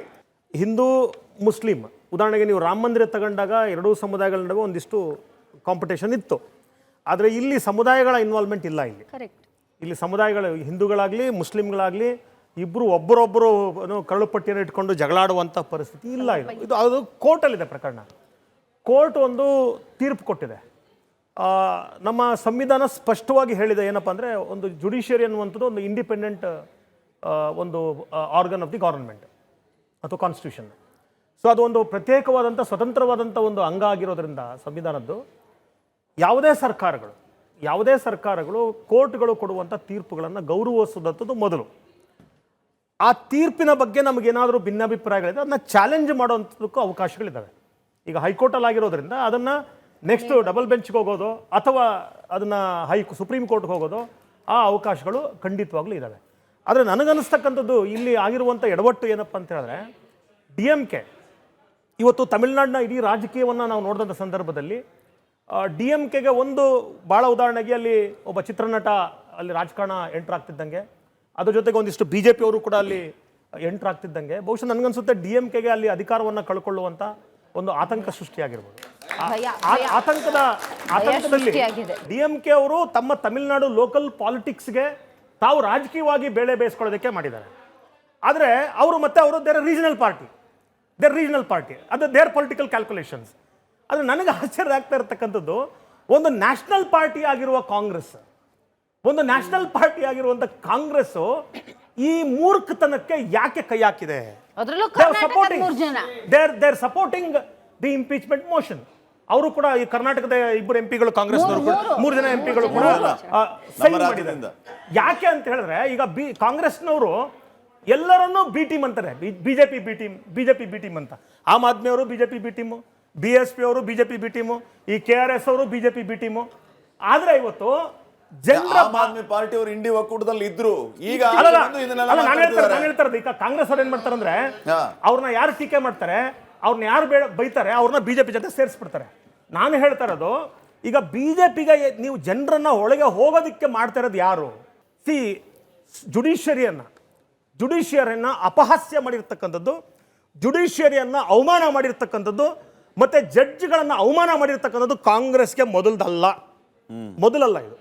ಮಾನ್ಯ ಇಂದಿರಾ ಗಾಂಧಿ ಅವರು ಜಸ್ಟಿಸ್ ಖನ್ನಾ ಅಂತೇಳಿ ಇವರ ಪ್ರಕರಣಕ್ಕಿಂತ ಮೊದಲು ನಿಮ್ಗೆ ಎಲ್ಲರಿಗೂ ಗೊತ್ತಿದೆ, Allahabad high court Indira Gandhi the first vote ಚೋರಿ ಪ್ರಕರಣ ಆಫ್ ಇಂಡಿಯಾ, ಅಲಹಾಬಾದ್ ಅಲ್ಲ ಇಲ್ಲಿ ಅಂದ್ರೆ ನಾನು ಜುಡಿಷಿಯರಿಗೆ ಬಂದಿರೋದು ದ ಫಸ್ಟ್ ವೋಟ್ ಚೋರಿ ಪ್ರಕರಣ. ಆ ಕೋರ್ಟ್ ಏನ್ ಹೇಳುತ್ತೆ, ಅಲಹಾಬಾದ್ ಕೋರ್ಟು ಇಂದಿರಾ ಗಾಂಧಿ ಚುನಾವಣೆಯಲ್ಲಿ ಅಕ್ರಮವನ್ನು ಮಾಡಿದ್ದಾರೆ, ಹಾಗಾಗಿ ಅವರ ಸದಸ್ಯತ್ವ ರದ್ದು ಮಾಡ್ತಾ ಇದ್ದೀನಿ, ಅವರು 6 ವರ್ಷಗಳ ಕಾಲ ಚುನಾವಣೆ ನಿಂತ್ಕೋಬಾರದು ಅಂತೇಳಿ ಒಂದು ಕೋರ್ಟ್ ಆರ್ಡರ್ ಮಾಡ್ತದೆ. ಈ ಜಸ್ಟಿಸ್ ಖನ್ನಾ ಇದಾರಲ್ಲ, ಅಲ್ಲಿದ್ದಂಥ 5 ಜಡ್ಜ್ಗಳ ಪೈಕಿ 6 ಜಡ್ಜ್ಗಳ ಪೈಕಿ 5 ಜನ ಇಂದಿರಾ ಗಾಂಧಿ ಪರವಾಗಿ ಇಲ್ಲ ಅದು ಕರೆಕ್ಟ್, ಅದು ಕಾನ್ಸ್ಟಿಟ್ಯೂಷನಲ್ ಅಂತ ಕೊಡ್ತಾರೆ. ಇವರೊಬ್ಬರು ಮಾತ್ರ ಡಿಸೆಂಟ್ ಮಾಡಿ ಅದು ತಪ್ಪು ಅಂತದ್ದು, ಫಂಡಮೆಂಟಲ್ ರೈಟ್ಸ್ ವೈಲೇಷನ್, ಎಮರ್ಜೆನ್ಸಿ ಟೈಮಲ್ಲೂ ಕೂಡ ಮಾಡ್ಲಿಕ್ಕೆ ಬರೋದಿಲ್ಲ ಅಂತೇಳಿ ಇವರು ಒಂದು ತೀರ್ಪನ್ನು ಡಿಸೆಂಟ್ ಮಾಡ್ತಾರೆ. ಇವರು ಡಿಸೆಂಟ್ ಮಾಡಿದಾರೆ ಅನ್ನೋ ಒಂದು ಕಾರಣಕ್ಕೆ ನೆಕ್ಸ್ಟ್ ಚೀಫ್ ಜಸ್ಟಿಸ್ ಆಗಬೇಕಾಗಿದ್ದ ಇವರನ್ನ ಪಕ್ಕಕ್ಕೆ ತಳ್ಳಿಬಿಟ್ಟು ಅವರು ಪರ ಮಾಡಿದಂಥ ಒಬ್ಬ ಜಡ್ಜನ್ನು ಚೀಫ್ ಜಸ್ಟಿಸ್ ಮಾಡ್ತಾರೆ. ಮತ್ತೆ ಇವರು ಜಡ್ಜ್ಮೆಂಟ್ ಬರಿಬೇಕಾದ್ರೆ ಹೇಳ್ತಾರೆ, ಅದರಲ್ಲಿ ಅವ್ರ ರೈಟಿಂಗ್ ಇದೆ, ದೇರ್ ಇಸ್ ಅ ಪ್ರೂಫ್. ಅವ್ರು ಹೇಳ್ತಾರೆ, ನಾನು ಎಂತ ತೀರ್ಪು ಕೊಡ್ತಾ ಇದ್ದೀನಿ ಅಂದ್ರೆ ನನ್ನ ಕರಿಯರ್ ಅನ್ನ ನಾಶ ಮಾಡುವಂತ ತೀರ್ಪು ಕೊಡ್ತಾ ಇದ್ದೀನಿ ನನಗೆ ಗೊತ್ತಿದೆ, but for me my country is more important than my job ಅಂತ ಹೇಳ್ತಾರೆ ಇವರು. My country is more important than my job. ಅವರು ಕೊಟ್ಟ ತೀರ್ಪನ್ನ ಜಗತ್ತಿನ ಎಲ್ಲ ಕೋರ್ಟ್ಗಳು, ಜ್ಯೂರಿಸ್ಟ್ಗಳು ಅಪ್ರಿಷಿಯೇಟ್ ಮಾಡ್ತಾರೆ. ನೀವು ನಿಜವಾದ ದೇಶಭಕ್ತ ಅಂತ ಅಪ್ರಿಷಿಯೇಟ್ ಮಾಡ್ತಾರೆ. ಆದ್ರೆ ಇಂದಿರಾ ಗಾಂಧಿ ಇವರು ಕೊಟ್ಟ ಕೊಡುಗೆ ಏನಪ್ಪಾ ಅಂದ್ರೆ ಇವರ ಜೂನಿಯರ್ ಅನ್ನ ಚೀಫ್ ಜಸ್ಟಿಸ್ ಮಾಡಿ ಇವರು ಬೈ ಫೋರ್ಸ್ ಈ ವಾಸ್ ಮೇಡ್ ಟು ರಿಸೈನ್. ಅಂದ್ರೆ ಕಾಂಗ್ರೆಸ್ ಇದೆಯಲ್ಲ, ಅವರಿಗೆ ಯಾವ ಸಂವಿಧಾನದ ಮೇಲೆಯೂ ಗೌರವ ಇಲ್ಲ, ಇಲ್ಲಿರುವ ಯಾವ ಸಂಸ್ಥೆಗಳ ಮೇಲೆಯೂ ಗೌರವ ಇಲ್ಲ, ಅವರಿಗೆ ಬೇಕಾಗಿರ್ತಕ್ಕಂಥದ್ದು ಓಟು ಮಾತ್ರ. ಹಾಗಾಗಿ ಈ DMK ಪ್ರಕರಣದಲ್ಲೂ ಕೂಡ ಅವ್ರು ಕೈ ಹಾಕಿ ನನಗನ್ಸುತ್ತೆ ಆತ್ಮಹತ್ಯೆ ಮಾಡ್ಕೋತಾ ಇದ್ದಾರೆ. ಭವ್ಯಗೌಡ್ರೆ, ಇಲ್ಲಿ ಉಷಾ ಮೋಹನ್ ಅವರು ಮಾತಾಡುವಾಗ ಒಂದು ವಿಚಾರವನ್ನ ಹೇಳ್ತಾ ಇದ್ರು, ಚುನಾವಣೆ ಹತ್ತಿರ ಬಂದಾಗಲೆಲ್ಲ ಬಿಜೆಪಿ ಮತ್ತು ಹಿಂದೂ ಸಂಘಟನೆಗಳು ಈ ಹಿಂದೂ ಭಾವನೆ ಅನ್ನುವಂತ ಟ್ರಂಪ್ ಕಾರ್ಡ್ ಅನ್ನು ಯೂಸ್ ಮಾಡಿಕೊಂಡು ಸಮಾಜದ ಸ್ವಾಸ್ಥ್ಯ ಹಾಳು ಮಾಡುವಂತ ಕೆಲಸವನ್ನ ಮಾಡುತ್ತೆ ಅಂತ. ನೀವು ಕ್ಲೇಮ್ ಮಾಡಿ ಪ್ರಾರಂಭದಲ್ಲಿ ಮಾತಾಡ್ಬೇಕಾದ್ರೆ ಹೇಳಿದ್ರು, ನಾನು ಒಬ್ಬ ಹಿಂದೂ, ನನ್ಗೆ ಶ್ರದ್ಧೆ ಇದೆ, ನಾನು ಕೂಡ ಆ ದೇವಸ್ಥಾನಕ್ಕೆ ಹೋಗಿದ್ದೆ, ದೀಪ ಹಚ್ತಾ ಇದ್ದೆ ಅಂತ ಹೇಳಿದ್ರು. ಆದ್ರೆ ಅವರಿಗೆ ಆನಂದ ಆಗ್ಬೇಕಿತ್ತಲ್ಲ. ಎಷ್ಟೋ ವರ್ಷಗಳಿಂದ ನಾವು ಕಾಯ್ತಾ ಇದ್ವಿ ಯಾವಾಗ ಹೋಗಿ ನಾವು ದೀಪ ಹಚ್ಚೋದು ಅಂತ. ಇದು ಒಂದೆರಡು, ಅದು ಪೂರ್ಣತಃ ಹಿಂದೂಗಳ ಸೊತ್ತು ಅಂತ ಹೇಳಿ ಅಲ್ಲಿನ ಹೈಕೋರ್ಟ್ ಹೇಳಿದೆ, ಹೈಕೋರ್ಟ್ ಜಡ್ಜ್ ಹೇಳಿದ್ದಾರೆ. ದುರಂತ ಅಂತ ಹೇಳಿದ್ರೆ ಏನು, ಅಲ್ಲಿನ ಪಕ್ಷ ಇದೆಯಲ್ಲ DMK, ಅವರು ಅಪ್ಪ ಮಕ್ಕಳು ಅಲ್ಲಿ ಅವರು ಯಾವ ತರ ಅಂತ ಹೇಳಿ ನಮ್ಮೆಲ್ಲರಿಗೂ ಗೊತ್ತು. ಅಲ್ಲಿಯ ಸರ್ಕಾರಕ್ಕೆ ನಮ್ಮ ದೇವಸ್ಥಾನ ಬೇಕು, ನಮ್ಮ ದೇವಸ್ಥಾನದ ಆಸ್ತಿ ಬೇಕು, ದೇವಸ್ಥಾನದ ಹುಂಡಿಯಲ್ಲಿರುವ ಹಣ ಬೇಕು, ದೇವಸ್ಥಾನದ ಬಂಗಾರ ಬೇಕು. ಆದ್ರೆ ನಮ್ಮ ದೇವಸ್ಥಾನಕ್ಕೆ ದೀಪ ಹಚ್ಚಲಿಕ್ಕೆ ಬಿಡ್ಲಿಲ್ಲ ಅಂದ್ರೆ ಅವ್ರಿಗೆ ಫಸ್ಟ್ ಇವರು ನಿಜವಾದ ಹಿಂದೂ ಆಗಿದ್ರೆ ಅವ್ರಿಗೆ ಉಗಿಬೇಕಿತ್ತು. ಅವ್ರ ವಿಷಯನೇ ತಗೊಳ್ಳಿಲ್ಲ. ಏನು ಭಾರತಂತಹ ಬಿಜೆಪಿಯನ್ನು ತಗೊಂಡ್ರು. ಇನ್ನೊಂದು ಲೆಟ್ ಮಿ ಫಿನಿಶ್ ಪ್ಲೀಸ್, ನೀವು ಮಧ್ಯದ ನಾನು ಪೂರ್ಣ ಮಾಡ್ತೇನೆ. ಅದಾದ ನಂತರ ಇನ್ನೊಂದು ದುರಂತ ಅಂತ ಹೇಳಿದ್ರೆ, ಇವತ್ತು ಏನಲ್ಲಿ ದೀಪ ಹಚ್ಚಲಿಕ್ಕೆ ಹೋದಂತಹ ನಮ್ಮ ಹಿಂದೂಗಳನ್ನ ಯಾವ ತರ ತಡೆದು ಕಳ್ಸಿದ್ರಲ್ಲ, ಆ ಜಡ್ಜಿನ ವಿರುದ್ಧ ಅಥವಾ ಏನು ಹೇಳಿಕೆ ಕೊಟ್ಟಂತಹ ನ್ಯಾಯಾಧೀಶರದ ವಿರುದ್ಧ ಕರ್ನಾಟಕದ 3 ಸಂಸದರು ಸಹಿ ಹಾಕಿದ್ರಲ್ಲ, ಅವ್ರ ಬಗ್ಗೆ ನಾವಿರುವಂತಹ ಕರ್ನಾಟಕದ ಸಮಸ್ತ ಹಿಂದೂಗಳು, ಅದ್ರ ಜೊತೆಗೆ ಕನ್ನಡ ಪರ ಸಂಘಟನೆಯವರು ಇವತ್ತು ಧ್ವನಿ ಎತ್ತಬೇಕು. ಯಾಕಂತ ಹೇಳಿದ್ರೆ ಮುಂದೊಂದು ದಿನ ತಮಿಳ್ನಾಡವರು ನಮ್ಮ ನೀರು ಕೇಳ್ತಾ ಇದ್ದಾರೆ, ಕಾವೇರಿ ವಿಷಯ ಬರುತ್ತೆ, ಮೇಕೆದಾಟು ವಿಷಯ ಬರುತ್ತೆ. ಕಾಂಗ್ರೆಸ್ ಸ್ಟ್ಯಾಂಡ್ ಏನು ಹಾಗಾದ್ರೆ? ತಮಿಳ್ನಾಡಿಗೆ ಸಪೋರ್ಟ್ ಮಾಡತ್ತಾ ಕಾಂಗ್ರೆಸ್? ತುಷ್ಟೀಕರಣ ಮಾಡೋದಕ್ಕೆ ಯಾವ ಲೆವೆಲ್ಗೆ ಹೋಗ್ಬೋದಾ? ಇತಿಹಾಸವನ್ನ ಮರೆಯುವಂತ ಕೆಲಸ ಆಗ್ತಾ ಇದೆ, ನ್ಯಾಯಾಂಗ ನಿಂದನೆ ಆಗ್ತಾ ಇದೆ. ಇದೆಲ್ಲ ಆದ್ಮೇಲೆಯೂ ಕೂಡ ಅದನ್ನ ಸಮರ್ಥನೆ ಮಾಡ್ಕೊಳ್ಳುವಂತ ಕೆಲಸ ಎಲ್ಲಿವರೆಗೂ ಅಂತ, ಯಾವ ಲೆವೆಲ್ಗೆ ಅಂತ? ಆಮ್ ಆದ್ಮಿ ಪಕ್ಷ ಯಾವಾಗ್ಲೂ ಸಹ ಈ ರೀತಿ ಧೋರಣೆಗಳಿಗೆ ನಾವು ಕೈ ಜೋಡಿಸಿಲ್ಲ. ಮೊದಲನೇದಾಗಿ ನಾನು ಇದನ್ನ ಸ್ಪಷ್ಟನೆ ಮಾಡ್ತಾ ಇದ್ದೀನಿ. ಮತ್ತೊಂದು ವಿಚಾರ ಹೇಳ್ತಾ ಇದ್ದೀನಿ. ಹಿಂದೂ ಫಾಲೋವರ್ ಆಗಿ, ನಾನೊಂದು ಹಿಂದೂ ಧರ್ಮದ ಮಹಿಳೆಯಾಗಿ ನಾನು ನನ್ನ ಧರ್ಮಕ್ಕೆ ಎಷ್ಟು ಗೌರವ ಕೊಡ್ತೀನೋ ಅಷ್ಟೇ ನಾನು ಇತರ ಧರ್ಮಗಳಿಗೂ ಗೌರವನ ಕೊಡ್ತೇನೆ. ಅದು ಒಂದು ವಿಚಾರ. ಅಲ್ಲಿ ನಾನು ಮೇಡಮ್ ಒಂದು ನಿಮಿಷ, ಖಂಡಿತವಾಗ್ಲೂ ರೆಸ್ಪೆಕ್ಟ್ ಕೊಡ್ತೇವೆ. ಬಿಡಿ,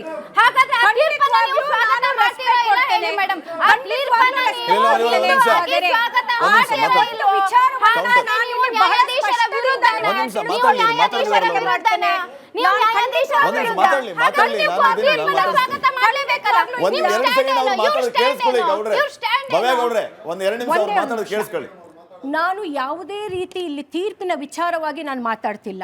ನಾನಿಲ್ಲಿ ಮಾತಾಡ್ತಿರೋದು ರಾಜಕೀಯ ಉದ್ದೇಶಗಳು, ಚುನಾವಣೆಯ ಹೊಸ್ತಿಲಲ್ಲಿ ಅನ್ನೋ ವಿಚಾರವನ್ನ ನಾನು ಮಾತಾಡ್ತಿದ್ದೀನಿ. ದಯವಿಟ್ಟು ಇಲ್ಲಿ ಬಹಳ ಸೂಕ್ಷ್ಮವಾಗಿ ನಾನು ಹೇಳೋದನ್ನ ಕಾಂಟ್ರವರ್ಸಿ ಮಾಡ್ತಾ ಇರೋರು ಯಾರು? ಒಂದು ನಿಮಿಷ.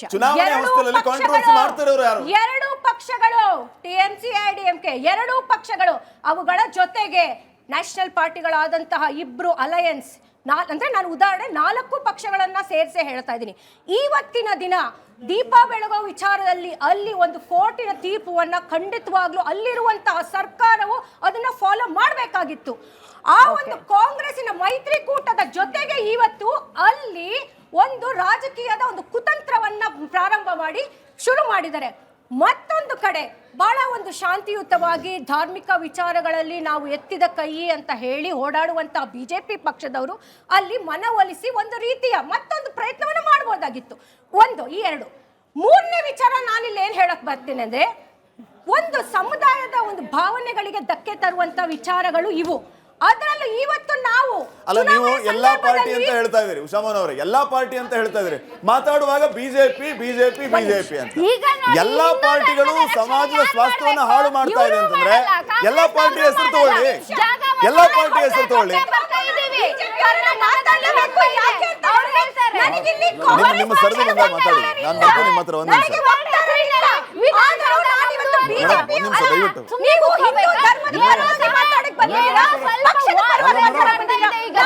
ಧರ್ಮದ ಮಹಿಳೆಯಾಗಿ ಪಕ್ಷದ ಪರವಾಗಿ ಬಂದಿದ್ದೀನಿ ಇವತ್ತು. ಕಾಂಗ್ರೆಸ್ ಬ್ಯಾಟಿಂಗ್ ಮಾಡಕ್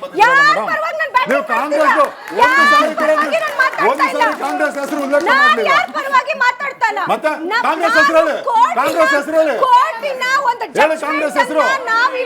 ಸಂಪೂರ್ಣವಾಗಿ ಗೌರವಿಸ್ತೀವಿ. ಚರ್ಚೆಗಳು ಏನಾಗಬೇಕಾಗಿತ್ತು? ಚರ್ಚೆಗಳು ಯೋಜನೆಗಳ ಮುಖಾಂತರ ಆಗ್ಬೇಕಾಗು. ಎಷ್ಟು ಸರ್ಕಾರಿ ಶಾಲೆಗಳು ಇವತ್ತು ತಮಿಳುನಾಡಲ್ಲಾಗಿರ್ಬೋದು IIT ಮತ್ತೆ ನೀಟ್ ಎಕ್ಸಾಮ್ಸ್ ಗೆ ಹೋಗ್ತಿದೆ, ಅದ್ರ ಬಗ್ಗೆ ಚರ್ಚೆ ಆಗ್ಬೇಕಾಗಿತ್ತು. ಸರ್ಕಾರಿ ಆಸ್ಪತ್ರೆಗಳ ಬಗ್ಗೆ ಚರ್ಚೆ ಆಗ್ಬೇಕಾಗಿತ್ತು. ಅದನ್ನ ಇವತ್ತು ಆಮ್ ಆದ್ಮಿ ಪಕ್ಷ ಮಾಡಿದೀವಿ. ಜನರ ಸಮಸ್ಯೆಗಳ ಬಗ್ಗೆ ಚರ್ಚೆ ಆಗ್ಬೇಕಾಗಿತ್ತು. ಆದ್ರೆ ಚುನಾವಣೆ ಕೊರತೆ ಇದೆ, ಮೇಡಮ್ಗೆ ಮಾಹಿತಿ ಕೊರತೆ ಇದೆ, ಮೇಡಮ್ಗೆ ಮಾಹಿತಿ ಕೊರತೆ ಇದೆ. ಸಿಗ್ನೇಚರ್ ಮಾಡಿ ಎಲ್ಲಿಂದ ಮಾತಾಡ್ತಾ ಇದ್ದೀನಿ ಇವತ್ತು. ಮೇಡಮ್ ಪ್ಲೀಸ್, ತಮಿಳುನಾಡಿನಲ್ಲಿ ಪ್ರಾದೇಶಿಕ ದೀಪ ಹಚ್ಚಲಿಕ್ಕೆ ಮೇಡಮ್, ದೀಪ ಹಚ್ಚೋದು ಅಂದ್ರೆ ಬೆಟ್ಟದ ಮೇಲೆ ದೀಪ ಹಚ್ಚಲಿಕ್ಕೆ ಬಿಡದವ್ರು ಯಾರು? ಅದು ನಾವು ಕಣ್ಣು ತುಂಬಿಸ್ಕೊಂಡು ಸಂತೋಷ ಪಟ್ಟು ಉಪವಾಸ ಬಿಡ್ತೀವಿ. ಆವತ್ತಿನ ದಿನ ಅದನ್ನ ನಾವು ಫಾಲೋ ಮಾಡೋದು. ದೀಪ ಹಚ್ಚಲಿಕ್ಕೆ ಬಿಡದೆ ಇರೋರನ್ನ ಗೊತ್ತಿದೆ, ನಾನು ಹೇಳ್ತೇನೆ ಅದನ್ನ. ಬಿಡ್ಲಿಲ್ಲ ಯಾಕೆ? ಆದರೆ ಈ ರಾಜಕೀಯ ಪಕ್ಷಗಳು ಏನ್ ಮಾಡ್ತಿದ್ದಾರೆ, ಅವರ ಮನಸ್ಸುಗಳಲ್ಲಿ ಇವತ್ತು ದೀಪವನ್ನು ಅಳಿಸುವಂತ ಕೆಲಸ ಮಾಡ್ತಿದೆ. ದೀಪ ಹಚ್ಚಿ ಇಲ್ಲ, ಒಂದ್ ನಿಮಿಷ. ಅವ್ರು ಉಷಾ ಮೋಹನ್ ಮಾತಾಡೋದು ಕೇಳಿಸ್ಕೊಳ್ಳಿ. ಅಂದ್ರೆ ಅವ್ರು ಏನ್ ಮಾತಾಡ್ತಿದಾರೆ ಅನ್ನೋದು ಕೇಳಿಸ್ಲಿ ಜನರಿಗೆ. ಅವ್ರು ಏನ್ ಮಾತಾಡ್ತಿದಾರೆ ಅಂತ ಅವ್ರು ಕೇಳಿಸ್ಲಿ. ಈ ತರ ಸಿಗ್ನೇಚರ್ ಅಭಿಯಾನ ಅಂದ್ರೆ ಜುಡಿಷಿಯಲ್ ನಿಮಗೆ ತಪ್ಪುಗಳನ್ನ ಎತ್ತಂತಿದ್ರೆ ನೀವು ಹೀಗೆ ರೆಸ್ಪಾಂಡ್ ಮಾಡೋದು. Yes, ಈಗ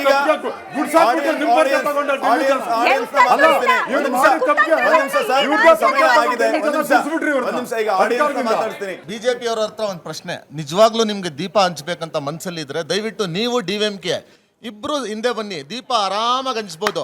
ಆದ್ರೆ ನೀವುಗಳು ರಾಜಕಾರಣ ಮಾಡ್ತಾ ಇದ್ರಲ್ಲ, ಇದು ದೀಪ ಇಲ್ಲ, ಅಲ್ಲಿ ಬೆಂಕಿ ಹಾಕೋ ಕೆಲಸ ಮಾಡ್ತಾ ಇದ್ರಿ. ಓಕೆ, ಉತ್ತರಗೊಳ್ಳಿ ಶ್ರೀನಿವಾಸ್. 6 ಜನ ಪೆಟಿಷನರ್ಸ್ ಇದ್ದಾರೆ ಈ ದೀಪ ಹಚ್ಚೋದ್ರಲ್ಲಿ. ಎಷ್ಟು? 6 ಜನ. ಈ 6 ಜನಲ್ಲಿ ರವಿ ಮೋಹನ್ ಒಬ್ಬರೇನೆ BJP ಕಾರ್ಯಕರ್ತ. ಇನ್ನು 5 ಜನ BJP ಕಾರ್ಯಕರ್ತರು ಅಲ್ಲ, ಅವರೆಲ್ಲ ಹಿಂದೂಗಳು. ಆ BJP ಕಾರ್ಯಕರ್ತ ಹಿಂದಕ್ಕೆ ಬರ್ತೀನಿ, ಇವ್ರನ್ನ ಕರ್ಕೊಂಡೋಗಿ ನೀವು ದೀಪ ಹಚ್ಚಿ ಅಂತ ಹೇಳಿ ಅಲ್ಲಿರ್ತಕ್ಕಂಥ SP ನ DC ನ ಮನವಿ ಮಾಡಿದ್ರು ಕೋರ್ಟ್ ಆದೇಶದ ಮೇಲೆ. ಆ 5 ಜನನೂ ಬಿಟ್ಟಿಲ್ಲ. ಕೊನೆಗೆ ಅವ್ರು ಯಾವುದೇ ರಾಜಕೀಯ ಪಕ್ಷದ ಕಾರ್ಯಕರ್ತ ಅಲ್ದಿರೋರ್ನ ಒಬ್ಬರನ್ನ ಕರ್ಕೊಂಡೋಗಿ ಅಂದರು, ಅವ್ರನ್ನೂ ಬಿಟ್ಟಿಲ್ಲ. ಅಂದರೆ DMK ಸರ್ಕಾರಕ್ಕೆ ಅಲ್ಲಿ ದೀಪ ಹಚ್ಚುವ ಕೆಲಸ ಬೇಕಾಗಿಲ್ಲ. ನಿಮ್ಮ ಮಾಹಿತಿಗಾಗಿ ಹೇಳ್ತಾ ಇದ್ದೀನಿ ಪಾಟೀಲ್ರೆ, 21ನೇ ತಾರೀಕು, ಇದೇ ಡಿಸೆಂಬರ್ 21ನೇ ತಾರೀಕು ಇದೇ DMK ಸರ್ಕಾರ ಅಲ್ಲಿ ವಿಜೃಂಭಣೆಯ ಉರುಸು ಮಾಡೋದಕ್ಕೆ ಅನುಮತಿ ಕೊಟ್ಟಿದೆ. ಇದು ಎಲ್ಲಿದು ಜಾತ್ಯತೀತತೆ ಬಂತು, ಸಂವಿಧಾನದ ಆಶಯಗಳನ್ನ ಎಲ್ಲಿ ತಿಳಿದಂಗಾಯ್ತು. ಒಂದು ದೀಪ ಹಚ್ಚೋದಕ್ಕೆ 105 ವರ್ಷಗಳಿಂದ ಹೋರಾಟ ಮಾಡ್ತಾರಂಥ ಹಿಂದೂ ಸಮಾಜಕ್ಕೆ ಒಂದು ದೀಪ ಹಚ್ಚಕ್ಕೆ ಬಿಡದೆ ನೀವು ಇಡೀ ಮದುರೈ ಸಿಟಿಯನ್ನು 1000 ಜನ ಪೊಲೀಸರನ್ನ ಹಾಕಿ ಎಲ್ಲ ಕಡೆ ಬ್ಯಾರಿಕೇಡ್ಗಳು ಹಾಕಿ ಅಲ್ಲಿ ಏನೂ ಆಗಲಿಲ್ಲ. ಯಾವುದೇ ಒಬ್ಬ ಹಿಂದೂ ಕಾರ್ಯಕರ್ತ ಒಂದು ಬಸ್ಸಿನ ಗ್ಲಾಸ್ ಕೊಡದೆ ಹೊಡೆದಿಲ್ಲ ರೀ. ಅಲ್ಲಿ ಇವತ್ತು 1000 ಜನಕ್ಕೆ ಒಂದು ಭಯಭೀತವಾದಂಥ ವಾತಾವರಣ, ಒಂದು ಯುದ್ಧೋನ್ಮತವಾದಂಥ ವಾತಾವರಣ ನಿರ್ಮಾಣ ಮಾಡಿಬಿಟ್ಟಿದ್ದಾರೆ. ನಿಮ್ಗೆ ಯಾಕೆ ಚೀಮಾರಿ ಹಾಕ್ಬಾರ್ದು? ನಿಮ್ಗೆ ಯಾಕೆ ಧಿಕ್ಕಾರ ಹೇಳ್ಬಾರ್ದು ಹಿಂದೂ ಸಮಾಜ? ನಮಗೆ BJP ಹಚ್ಚಬೇಕಂತಲ್ಲ ದೀಪ, ಯಾರಾದ್ರೂ ಹಚ್ಚಲಿ, ಆದ್ರೆ ಅಲ್ಲಿ ದೀಪ ಹಚ್ಚಬೇಕಷ್ಟೇ. ಪ್ರತಿ ಒಂದು ದೇವಸ್ಥಾನಗಳಲ್ಲಿ, ಧಾರ್ಮಿಕ ಸಮಾಜಗಳದ್ದು ಫಂಕ್ಷನ್ಗಳಲ್ಲಿ ಪ್ರತಿಯೊಂದರಲ್ಲೂ BJP ಅವ್ರು ಯಾಕೆ ನುಗ್ತೀರಾ? ನಾವು ಹೈಲೈಟ್ ಆಗ್ಬೇಕನ್ನೋ ಉದ್ದೇಶಕ್ಕ ಎರಡೂ ಧರ್ಮದವರಿಗೆ ಏನು ಪ್ರಾಬ್ಲಮ್ ಇಲ್ಲ, ಎರಡೂ ಧರ್ಮದವರಿಗೆ ಪ್ರಾಬ್ಲಮ್ ಇಲ್ಲ. BJP ಅವ್ರದ್ದೇನು ಕೆಲಸ ಅಲ್ಲಿ? ನಿಮ್ಮ ಪಾತ್ರ ಏನು? ಒಂದು ನಿಮಿಷ. ಭಾರತೀಯ ಜನತಾ ಪಕ್ಷ ಅದ್ರ ಹಿಂದಿನ ಪೂರ್ವಾಶ್ರಮದ ಜನಸಂಘ ಅದು ಹುಟ್ಟೋಕ್ ಮೊದಲೇ ಈ ಸಮಸ್ಯೆ ಇತ್ತು. ಇಲ್ಲಿ BJP ಕಾರ್ಯಕರ್ತರೆಲ್ಲ ಹೋಗಿರೋದು ಮೇಡಮ್. ಇಲ್ಲಿ ಕೇಳಿಸ್ಕೊಳ್ಳಿ ಮೇಡಮ್, ಇಲ್ಲಿ ಕೇಳಿಸ್ಕೊಳ್ಳಿ, ಒಂದು ನಿಮಿಷ ಕೇಳಿಸ್ಕೊಳ್ಳಿ. ಯಾಕಂದ್ರೆ ಭಾರತೀಯ ಜನತಾ ಪಕ್ಷ ಅಲ್ಲಲ್ಲ, ಭಾರತೀಯ ಜನತಾ ಪಕ್ಷದ ಪರಮ ಧ್ಯೇಯನೇ ಈ ದೇಶದ ಹಿಂದೂಗಳ, ಅಂದ್ರೆ ಯಾರ ಹಿಂದೂಗಳು ಇದ್ದಾರೆ, ಯಾರು ನಿಮ್ಮ ತರ ಹಿಂದೂಗಳಾಗಿದ್ರು ಎಲ್ಲರ ಒಂದು ಹಿತವನ್ನ ಕಾಪಾಡೋದು, ಈ ರಾಷ್ಟ್ರವನ್ನ ಹಿಂದೂ ರಾಷ್ಟ್ರ ಮಾಡೋದು.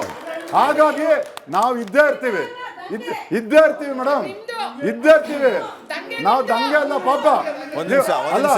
ಅವ್ರು ಉತ್ತರ ಕೊಡ್ತಿದ್ದಾರೆ, ಕೇಳಿಸ್ಕೊಳ್ಳಿ ಮೇಡಮ್. ಅವ್ರ ತಾತನ ಮುತ್ತಾತನ ಅವ್ರು ಹಿಂದೂಗಳಾಗಿ ಉಳಿತಾ ಇದ್ರು, ಮುಸಲ್ಮಾನರು ಆಗ್ತಾ ಇರ್ಲಿಲ್ಲ ಪಾಪ. ಉಷಾ ಮೋಹನ್ ಅವರೇ, ನನ್ನ ಕ್ವಶನ್ ಡೈರೆಕ್ಟ್ ನಿಮ್ಗೆ. ಈಗ ಸರ್ ಹೇಳಿದ್ರು ನಾನು ಇಂಡಿ ಒಕ್ಕೂಟದಲ್ಲಿ ಮುಂಚೆ ಇದ್ರಿ ಅಂತ, ಇವಾಗ ನಾವಿಲ್ಲ ಅಂತ ಹೇಳಿದ್ರಿ. ಇಂಡಿ ಒಕ್ಕೂಟ ನೀವು ಇಲ್ಲ, ಓಕೆ ಫೈನ್. ನೀವಿವಾಗ Aam Aadmi independent party, okay, putting the ಟೋಪಿ, ಅದಕ್ಕೆ ಹೇಳ್ತಾ ಇದ್ದೀನಿ. ಒಂದ್ ನಿಮಿಷ. ಮುಂಚೆ ಹೇಳಿದ್ರಿ ನಾನು ಹಿಂದೂ, ನಾನ್ ದೀಪ ಹಚ್ಚುತ್ತೀನಿ ಎಲ್ಲ ಅಂತ ಹೇಳಿದ್ರಿ. ಈಗ ನಡೀತಾ ಇರೋದನ್ನ ನೀವೇನು ಹೇಳಿದ್ರಿ? BJP ಅವರು ಅಂತ ನಮ್ಮ ಪಕ್ಷದ ಮೇಲೆ ಹೇಳಿದ್ರಿ ನೀವು. ನಿಮ್ಮ ಕಾಂಟ್ರಿಬ್ಯೂಷನ್ ಏನ್ರಿ ಅಲ್ಲಿ ನಡೀತಾ ಇರೋ DMK ಜಗಳಕ್ಕೆ? ನಿಮ್ಮ ಕಾಂಟ್ರಿಬ್ಯೂಷನ್ ಏನು? ಆಮ್ ಆದ್ಮಿ ಏನ್ ಕೊಡ್ತಾ ಇದೆ? ನಾವು ನಿಮ್ಮ ಪಕ್ಷಗಳ ತರ ಒಂದು ಹಿಂದೂವರ ಒಂದು ಮನಸ್ಸನ್ನ, ಎಮೋಷನ್ಸ್ ಗಳನ್ನ ಅಥವಾ ಮುಸ್ಲಿಂ ಸಮುದಾಯದ ಒಂದು ಎಮೋಷನ್ ಗಳಿಗೆ ಧಕ್ಕೆ ತರುವಂತ ಕೆಲಸಗಳನ್ನು ಮಾಡಿಲ್ಲ, ಮಾಡೋದು ಇಲ್ಲ. ಜನರ ಸಮಸ್ಯೆಗಳ ಬಗ್ಗೆ ಮಾತಾಡ್ತೀವಿ. ಅದು ಆಮ್ ಆದ್ಮಿ ಪಕ್ಷ. ಅವರ ಆನ್ಸರ್ ಕೇಳಿಸ್ಕೊಳ್ಳಿ.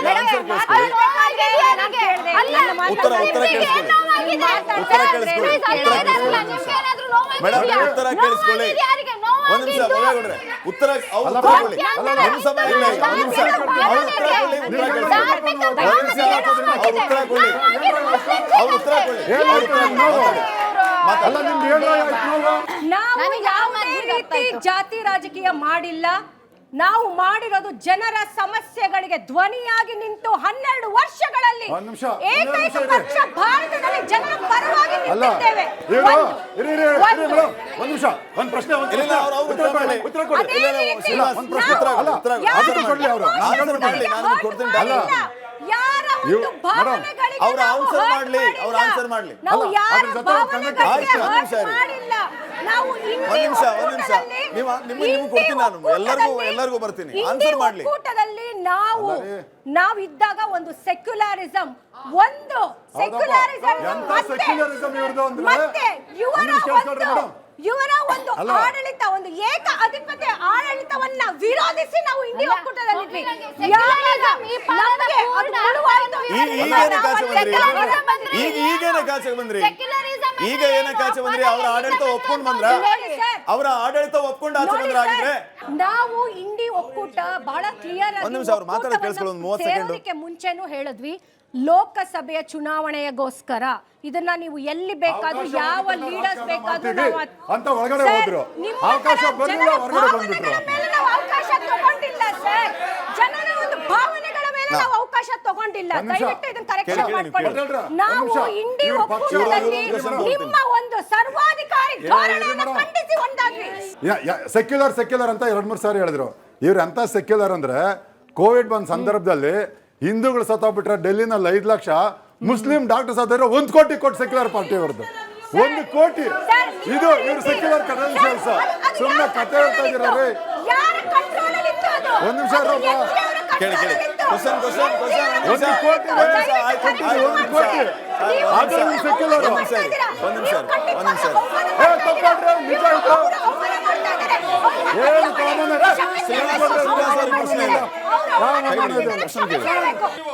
ಸರ್ ನೀವು ಹೇಳೋದ್ರಲ್ಲ ಏನಪ್ಪ ನೀನು?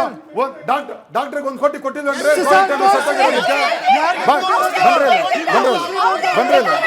ಬನ್ನಿ ಕೊಡ್ತೀನಿ. ಕೊಡ್ತೀನಿ. ಅರವಿಂದ್ ಕೇಜ್ರಿವಾಲ್ ಯಾಕೆ ಜೈಲ್ ಹೋದ್ರು? ಅರವಿಂದ್ ಕೇಜ್ರಿವಾಲ್ ಯಾಕೆ ಜೈಲ್ ಹೋದ್ರು? ಇಲ್ಲ ಕುತ್ಕೊಂಡು ಮಾತಾಡಿ. ನನಗೆ ಏನ್ ಕನ್ಫ್ಯೂಸ್ ಅಂದ್ರೆ ಗೆಸ್ಟ್ ಈ ಕಡೆ ಇದಾರ ಅಂತ ಹೇಳಿ. ಒಂದ್ ಕೆಲಸ ಮಾಡಿ, ನೀವೇ ಈ ಕಡೆ ಬಂದ್ಬಿಡಿ, ಅವ್ರನ್ನ ಈ ಕಡೆ ಕೂರಿಸ್ಬಿಡೋಣ. ನಿಮ್ಮನ್ನ ರಿಪ್ರೆಸೆಂಟ್, ಒಂದ್ ನಿಮಿಷ ಕೇಳಿಸ್ಕೊಳ್ಳಿ, ಒಂದ್ ನಿಮಿಷ ಕೇಳಿಸ್ಕೊಳ್ಳಿ. ನಿಮ್ಮನ್ನ ರಿಪ್ರೆಸೆಂಟ್ ಮಾಡ್ತಿದಾರೆ ತಾನೇ ಅವರೆಲ್ಲ. ನಿಮ್ಮ ಹತ್ರ ಕ್ವಶನ್ ಟೈಮ್ ಬಂದಾಗ ನೀವು ಕ್ವಶನ್ ಮಾಡಿ, ಕೌಂಟರ್ ಮಾಡಿ, ಯಾರು ಬೇಡ ಅಂತಾರೆ? ಅವ್ರ ಕ್ವಶನ್ ನೀವು ಆನ್ಸರ್ ಕೇಳಿಸ್ಕೊಳ್ಳಿಲ್ಲ. ಒಂದ್ ನಿಮಿಷ ಕೂರ್ರಿ, ಕುತ್ಕೊಳ್ಳಿ. ಒಂದ್ ನಿಮಿಷ ಕೇಳಿ, ಕ್ವಶನ್ ಕೇಳಿ. ಈ ಕಡೆ ಒಬ್ರು ಕ್ವಶನ್ ಮಾಡ್ತಾರೆ. ನಮಸ್ತೆ. ಇಲ್ಲಿ ನೋಡಿ, ಇಲ್ಲಿ ಅಹಮದ್ ಅವರೇ, ಇದಕ್ ಮುಂಚೆ ಏನೋ ಮಾತಾಡ್ತಿದ್ರಲ್ಲ, ನಾವು ಎಲ್ಲ ರಾಜ್ಯಾದ್ಯಂತ ಎಲ್ಲ ಮಾತಾಡ್ತಾ ಇದೀವಿ ಅಂದ್ಬಿಟ್ಟು ಅಂತ. ಮೊನ್ನೆ ಅಷ್ಟೊಂದು ಡೆಲ್ಲಿದಲ್ಲಿ ಬಾಂಬ್ ಬ್ಲಾಸ್ಟ್ ಆಯ್ತಲ್ವಾ? ಎಲ್ಲೋಗಿದ್ರಿ ನಿಮ್ ಪಕ್ಷ? ಅಲ್ಲ ರೆಡ್ ಕೋರ್ಟ್ ಹತ್ರ ಆಗಿತ್ತು. ಒಂದ್ ನಿಮಿಷ ಇರಿ, ಒಂದ್ ನಿಮಿಷ, ನಿನ್ನ ಕ್ವಶನ್ ಆಗಿಲ್ಲ. ಮಾತಾಡಿ, ಕ್ವಶನ್ ಮಾಡ್ತಿದಾರ ಅವರು, ಕ್ವಶನ್ ಮಾಡ್ತಿದ್ದೀರಿ. ಒಂದು ಎಲ್ಲಿ ಹೋಗಿದ್ರಿ ಅಂತ. ಒಂದು ಎರಡನೇದು, ಈಗ ತಿರ್ಪರಕೊಂಡ್ರಂ ಸುಬ್ರಹ್ಮಣ್ಯ ಸ್ವಾಮಿಗೆ 6 ಮನೆ ಇದೆ. ಒಂದು ತಿರ್ಚಂದೂರು, ಎರಡನೇದು ತಿರ್ಪರಕೊಂಡ್ರಂ ಅಲ್ಲಿ, ಸರಿನಾ? ಅದು ಇವಾಗ ದೀಪ ಹಚ್ತಾರ ಅಂತೇಳಿ ನೀವೆಲ್ಲ ಎಷ್ಟೋ ಜನ ಅಲ್ಲಿ ತಮಿಳ್ನಾಡು ಅಲ್ಲ, ನೀವು ಸ್ಟಾಲಿನ್ಗೆ ಏನು ಕ್ವಶನ್ ಆಗ್ತಾ ಇಲ್ಲ ನೀವು. ಅಲ್ಲ, ಸ್ಟಾಲಿನ್ಗೆ ಏನು ಕ್ವಶನ್ ಆಗ್ತಾ ಇಲ್ಲ. ಕಾಂಗ್ರೆಸ್ ಅವ್ರು ಸೇರ್ಸ್ಕೊಂತಿಲ್ಲ ಅಂತೇಳಿ ಸ್ಟಾಲಿನ್ ಹತ್ರ ಏನಾದ್ರು ಕೈ ತೋರಿಸೋ ಪ್ಲಾನ್ ಇದೆಯಾ ನಿಮ್ದು ನೆಕ್ಸ್ಟ್ ಎಲೆಕ್ಷನ್ಗೆ? ಸರಿನಾ? ಅದಾಯ್ತು. ಈಗ ತಮಿಳ್ನಾಡು, ನೆಕ್ಸ್ಟ್ ಏನಾದ್ರು ಕೇರಳದಲ್ಲಿ ಈಗ ಮಕರ ಬೆಳ್ಕೊಂತ ಆಚರಿಸ್ತಾರೆ.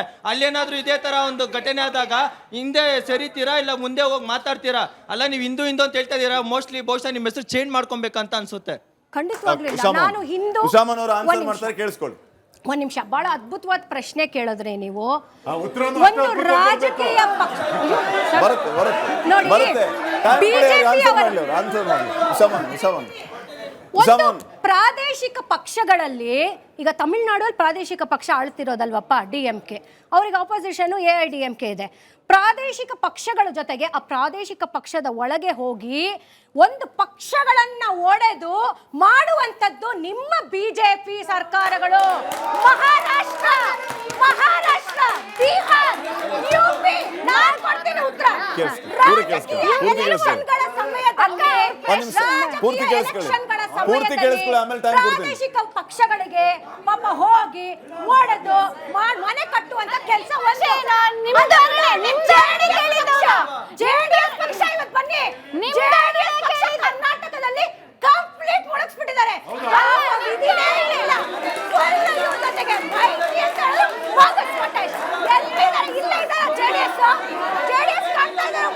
ಅರವಿಂದ್ ಕೇಜ್ರಿವಾಲ್ ಈ ದೇಶದಲ್ಲಿ ಏನ್ ನಡೆದ್ರು ಎಲ್ಲದಕ್ಕೂ ಕೊಟ್ಟು ಬರ್ತಾ ಇದ್ರು ಮುಖ ತರ್ಸಕ್ಕೆ. ಈಗ ಸೋಗಯ ಏಜ ಆಗ್ಬಿಡ್ತು. ಒಂದು ಎರಡನೇದು ಬಾಂಬ್ ಬ್ಲಾಸ್ಟ್ ಇವರೆಲ್ಲ ಯಾಕೆ ತರ್ತಾರೆ? ನಿಮ್ಮೆಲ್ಲ ಗಲಾಟೆ ಮಾಡಕ್ಕೆ ನಿಮ್ಗೇನ್ರಪ್ಪ ಸಂಬಂಧ? ನಿಮ್ಗೆ ಸಂಬಂಧ ಕುತ್ಕೊಳ್ರಪ್ಪ. ಬಾಂಬ್ ಬ್ಲಾಸ್ಟ್ ಇವ್ರೆ ಮುಸ್ಲಿಮರಿಗೆ ಅನ್ಯಾಯ ಆಗಿದೆ ಅಂತ MG ರೋಡ್ ಅಲ್ಲಿ ಪ್ರೊಟೆಸ್ಟ್ ಮಾಡುವ ಇವರು ಡೆಲ್ಲಿಯಲ್ಲಿ ಬಾಂಬ್ ಬ್ಲಾಸ್ಟ್ ಮಾಡಿದಾಗ ನೀವೆಲ್ಲ ಹೋಗಿದ್ರಿ? ಎಲ್ಲಾದ್ರೂ ಪ್ರೊಟೆಸ್ಟ್ ಮಾಡಿದಾಗ ನಿಮಗೆ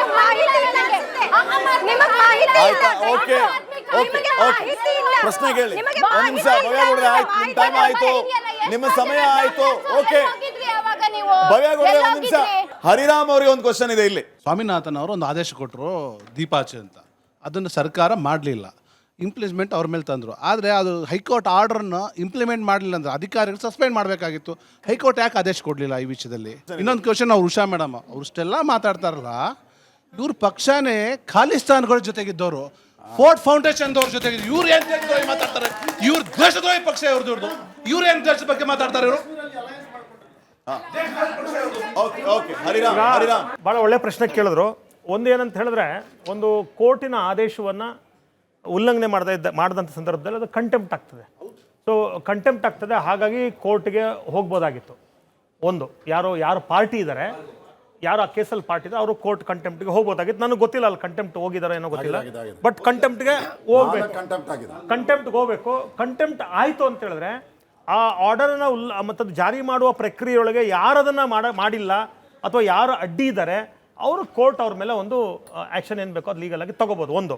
ಮತ್ತು ಎರಡನೇದು ನಾನು ಹೇಳಬಯಸ್ತಕ್ಕಂಥದ್ದು ಏನಂದರೆ, ತಮಾಷೆ ಏನಂದರೆ ಇಲ್ಲಿ ಎಲ್ಲರೂ ರಾಜಕೀಯ ಮಾಡ್ತಾರೆ ಅಂತೇಳಿ BJP ಅವ್ರನ್ನ ಆಮ್ ಆದ್ಮಿ ಅವ್ರನ್ನ ಅವರು ಎಲ್ಲರೂ ಅಂದರೆ ತಮಾಷೆ ಏನಂದರೆ ಎಲ್ಲರೂ ರಾಜಕೀಯನೇ ಮಾತಾಡ್ತಾ ಇರೋದು. ಯಾರು ಕೂಡ ಇಶ್ಯೂ ಬಗ್ಗೆ ಯಾರು ಮಾತಾಡ್ತಾ ಇಲ್ಲ. ಎಲ್ಲ ಬರೀ ರಾಜಕೀಯನೇ.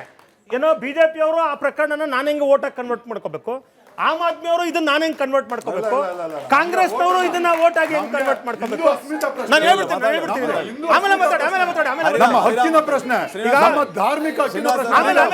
ಈಗ ಕಾಂಗ್ರೆಸ್ನವರು ಕೂಡ ಇದನ್ನ ನಾನು ಓಟ್ ಆಗಿ ಹೆಂಗೆ ಕನ್ವರ್ಟ್ ಮಾಡ್ಕೋಬೇಕು, DMK ಅವರು ಇದನ್ನ ಹೆಂಗ ಓಟ್ ಆಗಿ ಕನ್ವರ್ಟ್ ಮಾಡ್ಕೋಬೇಕು ಅಂತ ಮಾತಾಡ್ತಾ ಇದ್ದಾರೆ ಹೊರತು ಇದರಲ್ಲಿ ಬಹಳ ಸೀರಿಯಸ್ ಕನ್ಸರ್ನ್ ಇದೆ. ಏನಂತ ಹೇಳಿದ್ರೆ, ಹೇಗೆ ಇಂದಿರಾ ಗಾಂಧಿ ಅವರು ಎಮರ್ಜೆನ್ಸಿ ಅನ್ನುವ ಹೆಸರಿನಲ್ಲಿ ಒಂದು ರೀತಿ ಸಂವಿಧಾನದ ಮೇಲೆ ಅತ್ಯಾಚಾರ ಮಾಡಿದ್ರು, ಸಂವಿಧಾನದಲ್ಲಿ ಎಷ್ಟು ಅಮೆಂಡ್ಮೆಂಟ್ಗಳನ್ನು ತಂದರು ಅಂದರೆ ಅದು ಇಡೀ ಸಂವಿಧಾನವನ್ನ ಒಂಥರ ಡೈಲ್ಯೂಟ್ ಮಾಡಕ್ಬಿಟ್ರು. ಇವತ್ತು ಏನು ಈ ನ್ಯಾಯಮೂರ್ತಿಗಳ ಸಂಬಂಧಪಟ್ಟಂತೆ ಇಂಪೀಚ್ಮೆಂಟ್ ಪ್ರಾಸೆಸ್ ಇದೆಯಲ್ಲ, ಇದು ಕೂಡ ಅಷ್ಟೇ. ನಾಳೆ ಬರುವ ಯಾವುದೇ ತೀರ್ಪುಗಳು, ಎಲ್ಲ ತೀರ್ಪುಗಳಿಗೂ ನಂಗೆ ಇಷ್ಟ ಇಲ್ಲ ಅಂತ ಇಂಪೀಚ್ಮೆಂಟ್ ಅಂತ ಹೋಗ್ತಾ ಇದ್ರೆ ಮತ್ತೆ ಇನ್ನೊಂದು ಬಹಳ ಮುಖ್ಯ, ಇಂಪೀಚ್ಮೆಂಟ್ ಹೋಗುವಂಥದ್ದು ಯಾವಾಗ? ಇದು ಜನರ ಸಮಸ್ಯೆಗಳಿಗೆ ಸಂಬಂಧಪಟ್ಟಂತ ಉದಾಹರಣೆಗೆ ನಾನು ಒಂದೇ ಹೇಳ್ತೀನಿ ಎಕ್ಸಾಂಪಲ್, ಕಾಂಗ್ರೆಸ್ನವರು. ಯಾಕಂದ್ರೆ ಕಾಂಗ್ರೆಸ್ನವ್ರು ಯಾವಾಗಲೂ ನಾನು ದಲಿತ ಪರ ಅಂತ ಹೇಳೋವಂಥವ್ರು, ನಾವು ಸಾಮಾನ್ಯ ಬಡವ್ರ ಪರ ಅಂತ ಹೇಳೋವಂಥವ್ರು. ಇವತ್ತು ಇದಕ್ಕೆ ಏನೋ ಇಂಪೀಚ್ಮೆಂಟ್ಗೆ ಅವರು ಸೈನ್ ಮಾಡಿದ್ದಾರೆ. ಯಾಕಂದರೆ ಲೋಕಸಭೆದಲ್ಲಿ ಒಂದು 100 ಜನ, ರಾಜ್ಯಸಭೆದ 50 ಜನ ಇದ್ದಾಗ ಮಾತ್ರ ಅದು ಇಂಪೀಚ್ಮೆಂಟ್ಗೆ ಹೋಗೋದು, ಇಲ್ಲಾಂದರೆ ಹೋಗೋದಿಲ್ಲ. ಅದು ಸೈನ್ ಮಾಡಿದ್ದಾರೆ ಇವರು ಕೂಡ. ನನಗೆ ಭಾಳ ತಮಾಷೆ ನಗು ಅನ್ಸೋದು ಏನಪ್ಪ ಅಂದರೆ, ನಮ್ಮ ಕರ್ನಾಟಕಕ್ಕೆ ಸಂಬಂಧಪಟ್ಟಂತೆ ನಮ್ಮ ಕರ್ನಾಟಕದಲ್ಲಿ PTCL ಆ್ಯಕ್ಟ್ ಅಂತ ಒಂದಿದೆ. ಅಂದರೆ ದಲಿತರಿಗೆ ಸರ್ಕಾರ ಜಮೀನು ಕೊಟ್ಟರೆ ಅದನ್ನು ಮಾರಾಟ ಮಾಡಬೇಕಾದ್ರೆ ಒಂದಿಷ್ಟು ಕಂಡೀಷನ್ಸ್ ಇದ್ದಾವೆ, ಅದನ್ನು ಫುಲ್ಫಿಲ್ ಮಾಡಿಕೊಂಡೇ ಮಾರಬೇಕು ಅದನ್ನು. ಆದರೆ ಇಲ್ಲಿಯವರೆಗೂ ಕೂಡ ಯಾವ ಕಂಡೀಷನ್ಸನ್ನು ಫುಲ್ಫಿಲ್ ಮಾಡ್ದೇ ಅವರ ಬಡತನವನ್ನು ಬಂಡವಾಳ ಮಾಡಿಕೊಂಡು ಒಂಥರ ಬಿಡಿಗಾಸಿಗೆ ಅಂಥದ್ದು ಜಮೀನುಗಳನ್ನ ತಗೊಂಡಿದ್ದಾರೆ. ಅದರ ವಿರುದ್ಧವಾಗಿ ಏನಾಯ್ತು ಅಂದರೆ, ಸುಪ್ರೀಂ ಕೋರ್ಟಲ್ಲಿ ಒಂದು ತೀರ್ಪು ಬಂತು, ನೆಕ್ಕಂಟಿ ರಾಮಲಕ್ಷ್ಮಿ ಪ್ರಕರಣ ಅಂತ ಹೇಳ್ತಾರೆ. ಆ ತೀರ್ಪು ಏನಪ್ಪ ಹೇಳ್ತು ಅಂದರೆ, ಈ ಉದಾಹರಣೆಗೆ ನಮ್ಮ ತಾತನ ಜಮೀನು ಯಾರೋ ಕೊಂಡ್ಕೊಂಡಿದ್ದಾರೆ, ಮೋಸ ಮಾಡಿ ತಗೊಂಡಿದ್ದಾರೆ. ನಮ್ಮ ತಾತನಿಗೆ ವಿದ್ಯೆ ಇರಲಿಲ್ಲ, ನಮ್ಮ ಅಪ್ಪನಿಗೆ ವಿದ್ಯೆ ಇರಲಿಲ್ಲ, ಮತ್ತು ಅವ್ರಿಗೆ PTCL ಆ್ಯಕ್ಟ್ ಇದೆ ಅಂತ ಗೊತ್ತಿಲ್ಲ. ಈಗ ನಾನು ಸ್ವಲ್ಪ ಓದ್ಕೊಂಡಿದ್ದೀನಿ ಕಾನೂನು, ನನಗೆ ಗೊತ್ತಾದ ಮೇಲೆ ನಾನು ಕೋರ್ಟ್ಗೆ ಹೋಗ್ತೀನಿ. ಸುಪ್ರೀಂ ಕೋರ್ಟ್ ಏನಂತ ಹೇಳಿದೆ ಗೊತ್ತಾ? ನೀವು ವಕೀಲರಲ್ವಾ? ಅದನ್ನೇ ಹೇಳ್ತಾ ಇರೋದು. ಈಗ ನಾನು ಓದ್ಕೊಂಡು ನನಗೆ ಗೊತ್ತಾಗಿದೆ, ಇದು ಕಾನೂನು ಉಲ್ಲಂಘನೆ ಆಗಿದೆ, ನಾನು ಇದನ್ನು ವಾಪಸ್ ಪಡ್ಕೋಬೇಕು ಅಂತ. ನಾನೀಗ ಕೋರ್ಟ್ಗೆ ಹೋದರೆ PTCL ಒಂದು ತಿಳ್ಕೊಳ್ಳಿ, ಇಟ್ಸ್ ಎ ಸ್ಪೆಷಲ್ ಆ್ಯಕ್ಟ್, ಅದಕ್ಕೆ ಆರ್ಡಿನರಿ ಕಂಡೀಷನ್ಸ್ ಅಪ್ಲೈ ಆಗಲ್ಲ ಅದಕ್ಕೆ. ಆದರೂ ಕೂಡ ಸುಪ್ರೀಂ ಕೋರ್ಟ್ ಒಂದು ಜಡ್ಜ್ಮೆಂಟ್ ಕೊಡ್ತು, ಏನಪ್ಪ ಅಂದರೆ ನೀವು ಯಾವಾಗಂದ್ರೆ ಅವಾಗ ಕೋರ್ಟ್ಗೆ ಹೋಗೋಕ್ಕಾಗಲ್ಲ, ಇಷ್ಟು ಕಾಲಮಿತಿ ಒಳಗೆ. ಅದರಲ್ಲಿ ಇಲ್ಲ, PTCL ಆ್ಯಕ್ಟಲ್ಲಿ ಕಾಲಮಿತಿ ಇಲ್ಲ. Reasonable time, what is that reasonable time ಹೇಳೋದಿಲ್ಲ ಅವ್ರು, ಎಷ್ಟು ರೀಸನಬಲ್ ಟೈಮ್ ಅಂತ. ಅದು ಜಡ್ಜ್ ಮೇಲೆ ಬಿಟ್ಟಿರೋದು. ಇದು ಯಾವಾಗ ಗೊತ್ತಾಗಿದ್ದು? ಸಿದ್ದರಾಮಯ್ಯ ಅವರು ಕಳೆದ ಬಾರಿ ಮುಖ್ಯಮಂತ್ರಿ ಆಗಿದ್ದ ಸಂದರ್ಭದಲ್ಲಿ ಸಿದ್ದರಾಮಯ್ಯ ಅವರು ಇವತ್ತು ಇಂಪೀಚ್ಮೆಂಟ್ಗೆ ಸೈನ್ ಮಾಡೋರು, ಇದು ಜಡ್ಜ್ಮೆಂಟ್ ಕೊಟ್ಟಾಗ ರಿವ್ಯೂ ಪಿಟಿಷನ್ ಹಾಕ್ಲಿಲ್ಲ ಇವರು. ರಿವ್ಯೂ ಪಿಟಿಷನ್ ಹಾಕ್ಲಿಲ್ಲ ಇವರು. ದಲಿತರ ಬದುಕಿಗೆ ಬೆಂಕಿ ಇಟ್ಟಿದೆ ಇದಂಥದ್ದು ಈ ಜಡ್ಜ್ಮೆಂಟು. ಇದನ್ನ ರಿವ್ಯೂ ಮಾಡ್ರಿ ಅಂತೇಳಿ ಇವರು ಹಾಕ್ಲಿಲ್ಲ ಅಪ್ಲಿಕೇಶನ್, ಪಿಟಿಷನ್. ಆ್ಯಕ್ಚುಲಿ ಇಂಪೀಚ್ಮೆಂಟ್ಗೆ ಹೋಗೋದಾಗಿತ್ತು. ಆ ಜಡ್ಜು ಆ ಆ್ಯಕ್ಟ್ ವಿರುದ್ಧವಾಗಿ ಕಾನೂನು ಮಾಡಿದ್ದಾರೆ ಅಂಥದ್ದು ಜಡ್ಜ್ಮೆಂಟ್ ಕೊಟ್ಟಿದ್ದಾರೆ. It applies to the impeachment. ಅಲ್ಲೂ ಅಂದರೆ ಕಾಂಗ್ರೆಸ್ನವರು ಜನರ ಸಮಸ್ಯೆ ಅಂದರೆ ಇದಕ್ಕಿಂತ ಏನಾಗುತ್ತಂದ್ರೆ, ದಲಿತರು ಬಿಡ್ರಿ, ಕಾಂಗ್ರೆಸ್ಗೆ ಬಿಟ್ಟಿಯಾಗಿ ಬಿದ್ದವ್ರು ಓಟ್ ಹಾಕ್ಬಿಡ್ತಾರೆ.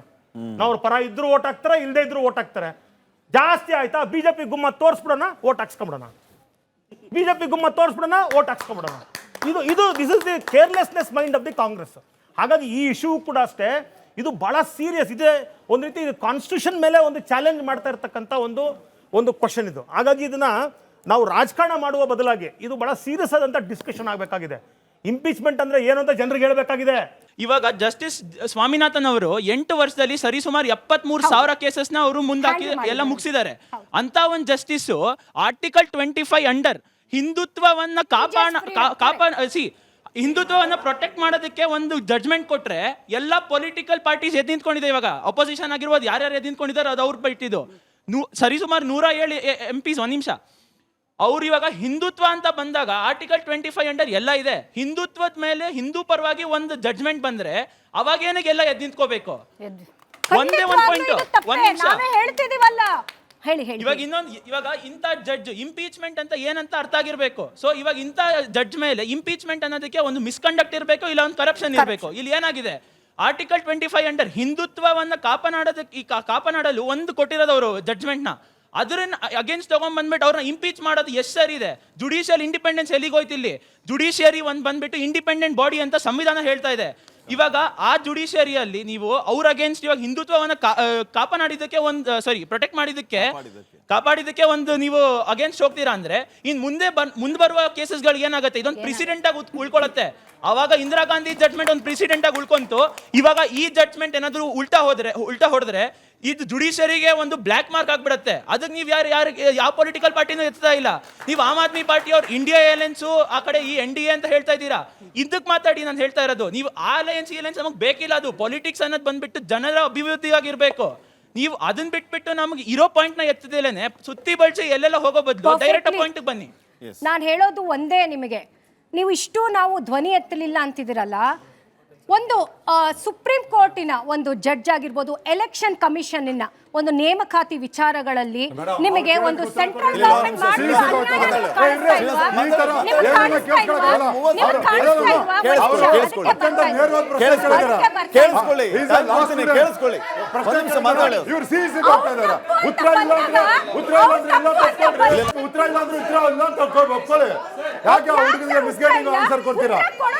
ಅಲ್ಲ, ಕಾರ್ತಿಕ ದೀಪಂ ಬಗ್ಗೆ ಇಂಪೀಚ್ಮೆಂಟ್ ಬಗ್ಗೆ ಮಾತಾಡಿದ್ರೆ ಅಂದ್ರೆ ಸಿಸಿ ಬಗ್ಗೆ ಹೋಗ್ತಾರೆ. ನಾನು ಮತ್ತೆ ಬಹಳ ಸ್ಪಷ್ಟವಾಗಿ ಹೇಳ್ತಾ ಇದ್ದೀನಿ, ಮೇಡಮ್ ಅವರ ಕ್ವೆಶ್ಚನ್ ನಿಮ್ಮ ಆನ್ಸರ್ ಇರಲಿ. ಆನ್ಸರ್ ಇಲ್ಲ, ಯಾರೇ ಆಗ್ಲಿ ಗೌರವ ಕೊಡಬೇಕಾಗಿದೆ. ಯಾರ ಬಗ್ಗೆ ಬಿಟ್ಬಿಡ್ರಿ ಮೇಡಮ್, ನೀವು ಗೌರವ ಕೊಡಿ.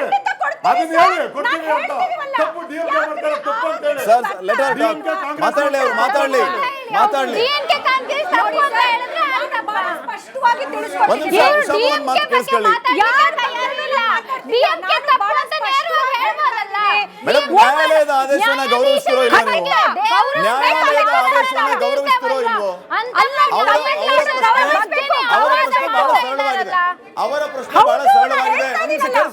ಕೇಳಿಸ್ಕೊಳ್ಳಿ, ಅವರ ಪ್ರಶ್ನೆ ಬಹಳ ಸರಳವಾಗಿದೆ. ನ್ಯಾಯಾಂಗವನ್ನ ನೀವು ಗೌರವಿಸ್ತಿರೋ ಇಲ್ವೋ? ನ್ಯಾಯಾಲಯದ ಆದೇಶವನ್ನ ಗೌರವಿಸ್ತಿರೋ? ಮುಗಿದೋಯ್ತು. ನೀವು ಬಿಜೆಪಿ